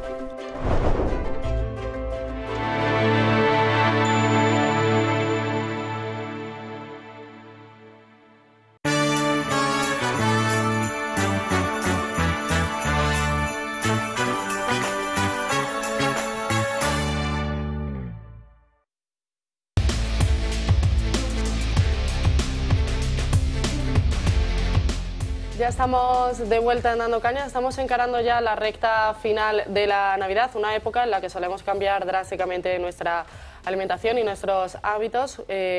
Consumimos mucho más alcohol de lo habitual, comemos mucho más y todo esto afecta, de forma negativa a la salud de nuestro corazón. Se ha comprobado ya que estas fechas se producen muchas más paradas cardíacas que en el resto del año. Por eso es necesario tener en casa un desfibrilador. Usarlo a tiempo puede salvar hasta 30.000 vidas. Tenemos con nosotros a Adolfo, que es promotor del proyecto Protege tu Vida. ¿Qué tal? Feliz año. Muy bien, María, feliz año. Muchas gracias por invitarme. ¿Cómo nos protege el desfibrilador todo el año, pero sobre todo en estas fechas tan marcadas como en la Pues mira, Navidad? el desfibrilador hace un papel muy importante, ¿no? Porque cuando estamos ante una parada cardíaca, que así le llamamos vulgarmente, que realmente lo que ocurre es un infarto agudo de miocardio con esa obstrucción, el corazón en el 85% de los casos se pone a fibrilar, es decir, no late normalmente, ¿no? Sino hace un movimiento de unas 300 pulsaciones, que eso hace que nuestro cuerpo deje de tener un fluido sanguíneo normal, ¿no? Eso al quien más afecta fundamentalmente y en tiempo corto es al cerebro, un cerebro que en los 5 minutos no se oxigena, se daña y a los 10 se muere. Por eso, si actuamos a tiempo, podemos conseguir que de nuevo ese corazón vuelva a latir, que haya flujo y que nuestro cerebro no se dañe, que es lo importante, que cuando lleguen los servicios de emergencia puedan actuar sobre una persona viva.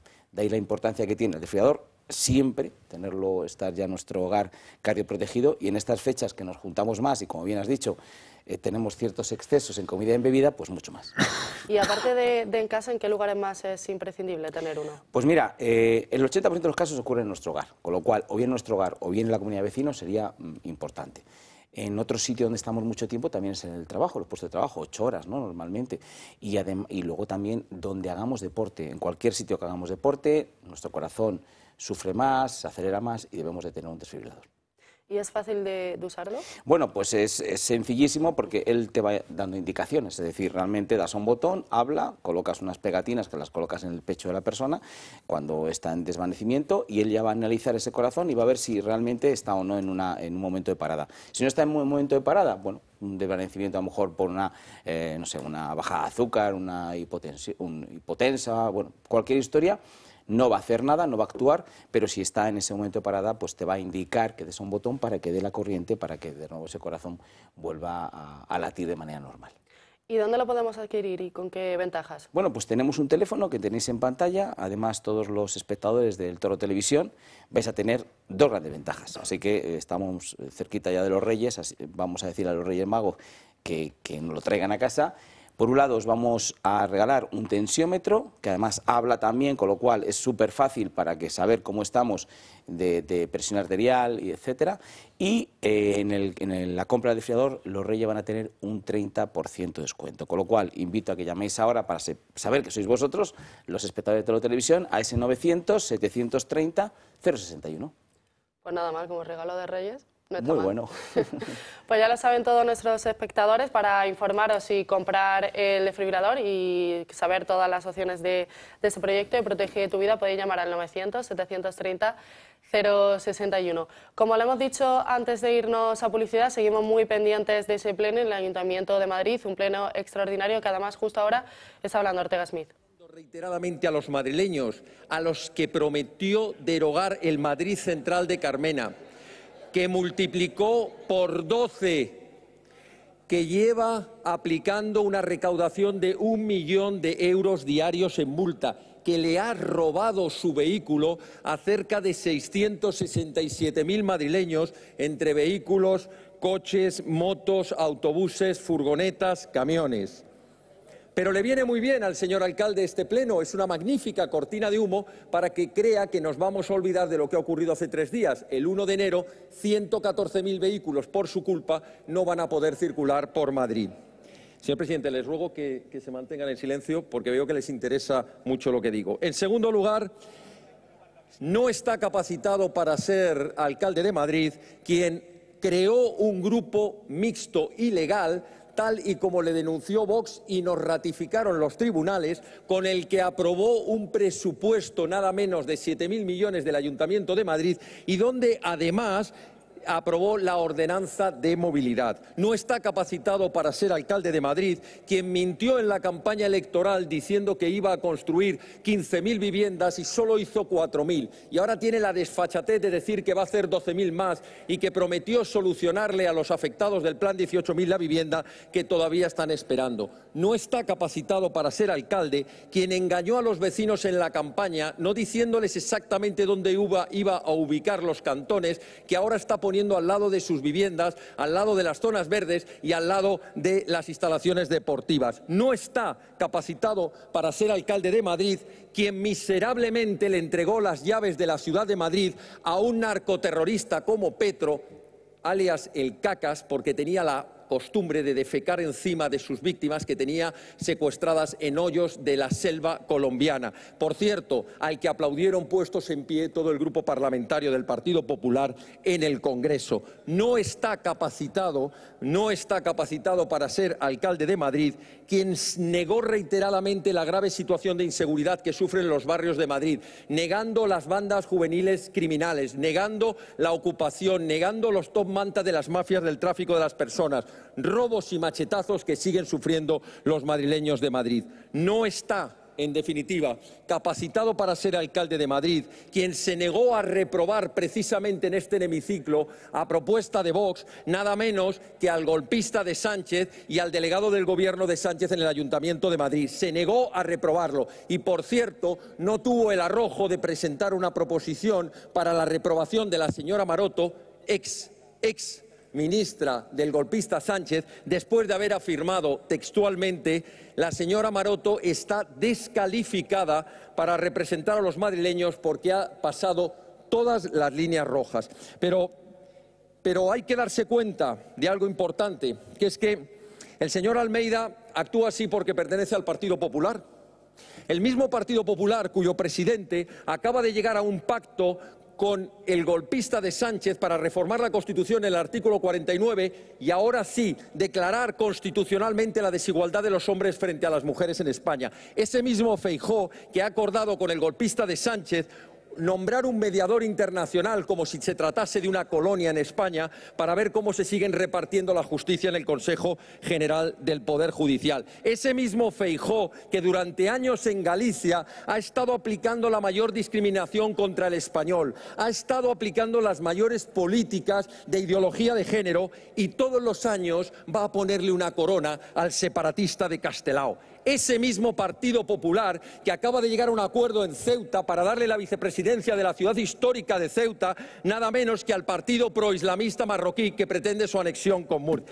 Ese Partido Popular, en definitiva, escuche, señor Caravante, ese Partido Popular, en definitiva, que tiene a un portavoz que se llama Borja Semper, que dijo textualmente: el futuro se escribe con Bildu. Con Bildu, con Bildueta, que asesinaba también a concejales del Partido Popular. Pero ahora vamos a contestar a la otra izquierda, a la que no lleva careta. Y comenzaré haciendo una breve referencia al señor Rubiños, más que nada para que no se vaya entristecido a casa pensando: ¿y de mí no ha dicho nada? Pues sí, voy a decir algo. Mira, voy a decir que la única agresión que se produjo en el pleno del día 22 relacionada con usted fue la que hizo usted verbalmente a las víctimas, humillándolas por el pacto infame ocurrido en Pamplona, entregándole la ciudad a los etarras.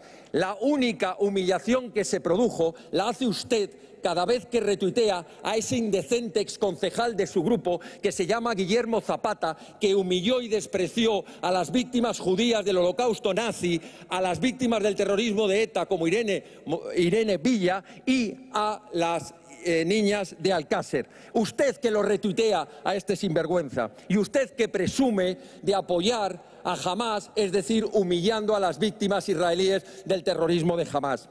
Lo único bueno que hizo el señor Rubiños en el anterior pleno, y se lo voy a reconocer, es que dijo que no había habido agresión física, dejando con el culo al aire a su portavoz. Bueno, para que me entienda, con los pechos al aire a su portavoz.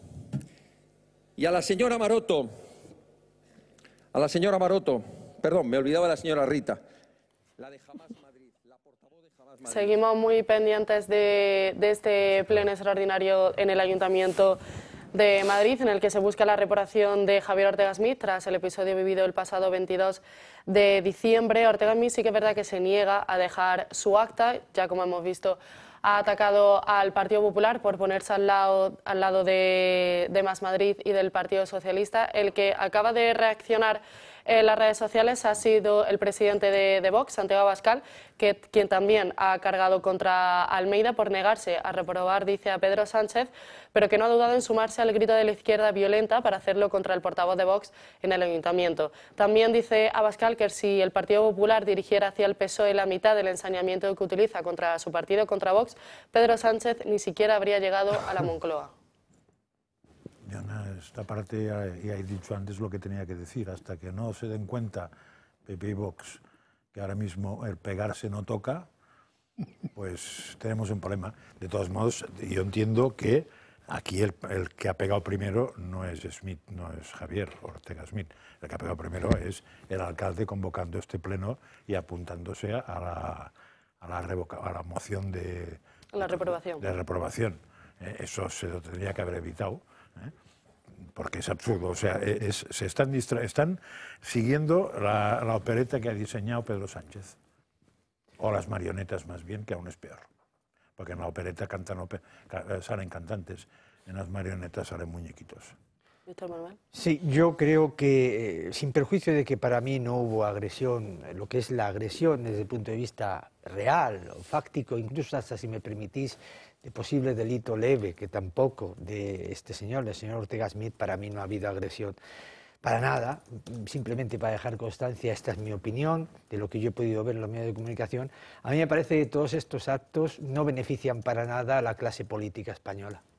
Yo creo que eso perjudica muchísimo la imagen, perjudica lo que es todo el tema cara al ciudadano y se benefician la mediocridad de los políticos, que haya mediocres, se beneficia a aquellas personas que les gusta que haya estas situaciones para sacar provecho de todo ello y creo que lo único que viene en estos temas es a perjudicar todo, absolutamente todo.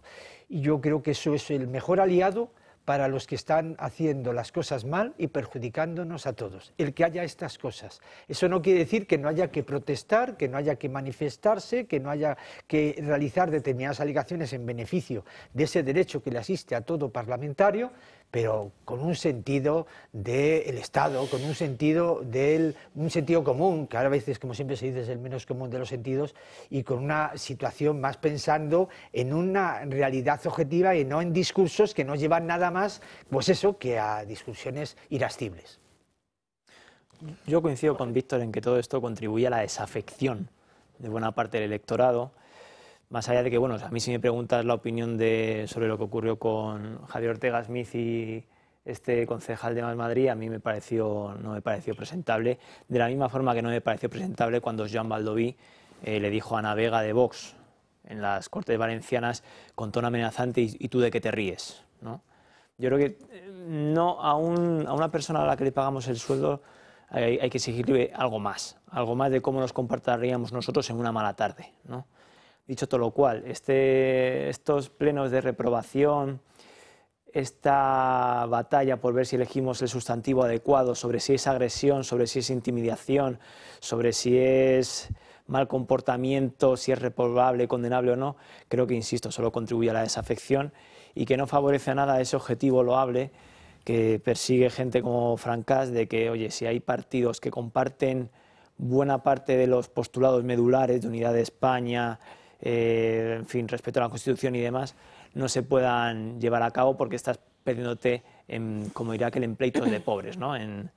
En debates menores. Estoy de acuerdo con que en este caso hay que pedir mucho más que esa actitud que hizo Ortega Smith.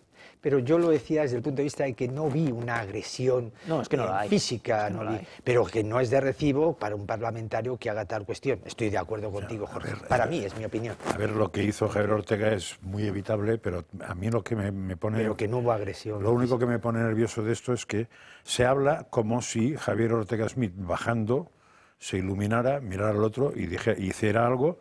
A partir de ahí empieza la historia, ¿no? Supongo que la historia empieza cuando baja Javier Ortega y alguien le dice algo también. Con lo cual, si es criticable el enfrentarte al otro, será criticable lo que hace que te enfrentes al otro que dijo el otro. Pero eso se ignora, entonces no existe. Pero hay que intentar no estar... No, hay que evitar las dos cosas. Hay que evitar las dos cosas. Aún somos humanos, evidentemente. Pero lo que es curioso es que solo se habla de a partir de una. La historia empieza cuando da el golpe con los papeles. Ahí empieza la historia. Pues no, la historia parece que empieza antes y nadie me la ha relatado. Eso es lo que me extraña a mí, tanto periodista cobrando y nadie ha sido capaz de explicarlo. Ortega Smith acaba de abandonar el pleno del Ayuntamiento de Madrid porque, según ha confirmado, no quiere seguir escuchando más discursos que cargan contra su propia persona. Ahora mismo está Reyes Maroto, la portavoz del PSOE madrileño, en el atril, hablando y diciendo pues, los motivos por los que Ortega Smith debe ser reprobado y debería dejar su acta de concejal. Sin embargo, son muchos los que han salido acusando también a la izquierda de esa doble vara de medir, porque no son pocos los escraches a políticos de derechas que la izquierda ha defendido. Entonces la hemeroteca, que no se olvida, ha salido otra vez a la luz. Hay gente que, como están viendo, se olvida de ese momento en el que Mónica García apuntó con un gesto bastante feo a modo de pistola a la bancada popular. Al principio dijo que era por un problema que tenía de artrosis, pero 2 años más tarde, en un libro que publicó, aseguró que fue un gesto de sorna, pero que lo hizo totalmente consciente. Otros ejemplos, Cristina Cifuentes vivió un episodio también bastante polémico, fue Villacís, perdonen, que le están viendo, Begoña Villacís, el 15 de mayo de 2019 vivió algo parecido. Una treintena de activistas antidesahucios le increparon cuando estaba además embarazada de 9 meses. El PSOE madrileño por aquel entonces no criticó ni condenó este acto porque se excusaron en que Begoña Villacís se encontraba entonces en un acto público. Y lo que les decía, Cristina Cifuentes también fue protagonista de un episodio bastante polémico y repulsivo. Fue increpada y escupida por manifestantes que protestaban contra, por aquel entonces, los recortes gubernamentales. El incidente tuvo lugar en la glorieta de Bilbao, aquí en Madrid. Se vio rodeada, insultada y agredida verbalmente por los manifestantes. Y bueno, al final son unos episodios que ahora la izquierda parece que está intentando ocultar. Y el Partido Popular también parece que se está olvidando del escrache que además ellos mismos, porque Cifuentes era de su partido, padecieron. Abrimos ahora página internacional porque nos hemos levantado esta mañana con esos documentos de testimonios de niñas que por el caso Epstein. Es un caso de pedofilia muy conocido. Una jueza de Estados Unidos ha revelado más documentos, testimonios, como decía, de niñas, donde han salido más nombres que están implicados en este caso. Tenemos al príncipe Andrés, que es el hijo de la reina ya fallecida Isabel II. Las niñas que han declarado dijeron que lo vieron en varias fiestas en la isla de Epstein. También Oprah Winfrey, que es una presentadora muy famosa de Estados Unidos, sale su nombre en las declaraciones como una cliente de Epstein. Stephen Hawking, que es un científico, también sale su nombre como otro cliente. Naomi Campbell, que es una modelo, también sale como cliente. Michael Jackson también, dicen las niñas que han dado su testimonio, que lo vieron en aquella isla, pero que no participó en nada, han querido aclarar. Muchos medios también han señalado a Donald Trump en sus titulares. Sí que es verdad que se le menciona en esos documentos, pero se le menciona porque las niñas interrogadas dicen que nunca le vieron en esas islas. Bueno, salieron ayer de madrugada, sí que es cierto que todavía esos documentos se están analizando. Dicen que puede haber todavía muchos más nombres que tienen que salir a la luz, y es un caso de pedofilia bastante polémico y comentado ya no solo en Estados Unidos, sino también en otros países, como aquí. Yo esta mañana en la única televisión que he oído algo de esta lista, he oído un comentario que no recuerdo de memoria, pero que venía a decir que han salido una serie de nombres, Trump incluido, pero que eso no significaba que hubieran hecho nada especial. Trump, eso Con lo cual ya se han limpiado el tema y carretera y a otra cosa, mariposa. Supongo que la siguiente lista será la lista de los afortunados por la lotería del niño. Donald Trump solamente sale su nombre, pues eso, para decir que no estuvo en la isla ni en ninguna fiesta. Pero hay que explicarse lo que he comentado esta mañana. Efectivamente. También se ha comentado mucho el nombre de San Juan Pablo II. No, obviamente, el Papa no acudió a la fiesta ni a la isla, simplemente sale su nombre en los documentos. Lo que pasa es que muchos medios no lo comentan porque la mujer de Epstein tiene una foto con él. Simplemente sale su nombre por ese motivo, por ningún otro relacionado con ese tipo de casos. A ver si es pedofilia hacerse una foto ahora. Yo entiendo que en este caso, como en todos los demás, lo importante es que no haya juicios paralelos. Es decir, que a veces ocurren que hay juicios que se sentencian o se absuelven ya en medios de comunicación, y que se espere a las investigaciones que haya al respecto. no hay que olvidar que no se vulnere esa presunción de inocencia. Evidentemente, quien haya cometido esos hechos execrables debe de ser condenado previa demostración de los mismos, y lo que es fundamental también es que exista esa viabilidad de que no haya tirar imágenes y los derechos de la imagen, los derechos del honor de estas personas que salen de determinadas informaciones y que luego no tienen nada que ver. Para eso existe también, en España al menos, hay una normativa que hay un plazo legalmente establecido para poder solicitar una rectificación cuando haya estas presuntas injurias o calumnias, con utilización además de medios de comunicación. Y repito, las tres premisas fundamentales, para mí, que no existan juicios paralelos, la presunción de inocencia y la investigación judicial, y que se esclarezca toda la verdad al respecto. Jorge.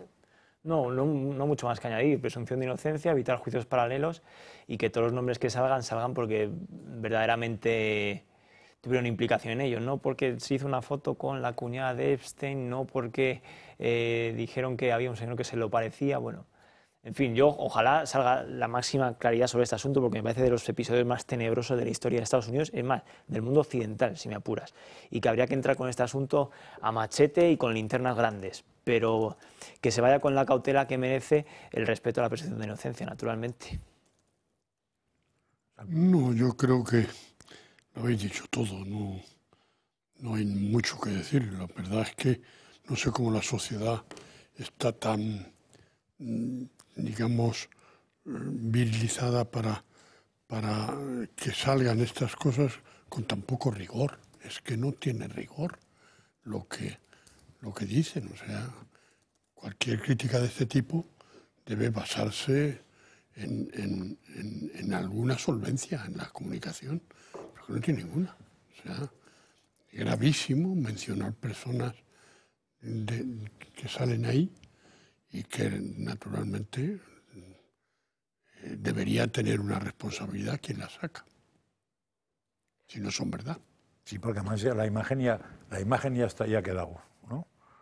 O sea, la imagen de que estás en la lista tal ya se ha quedado.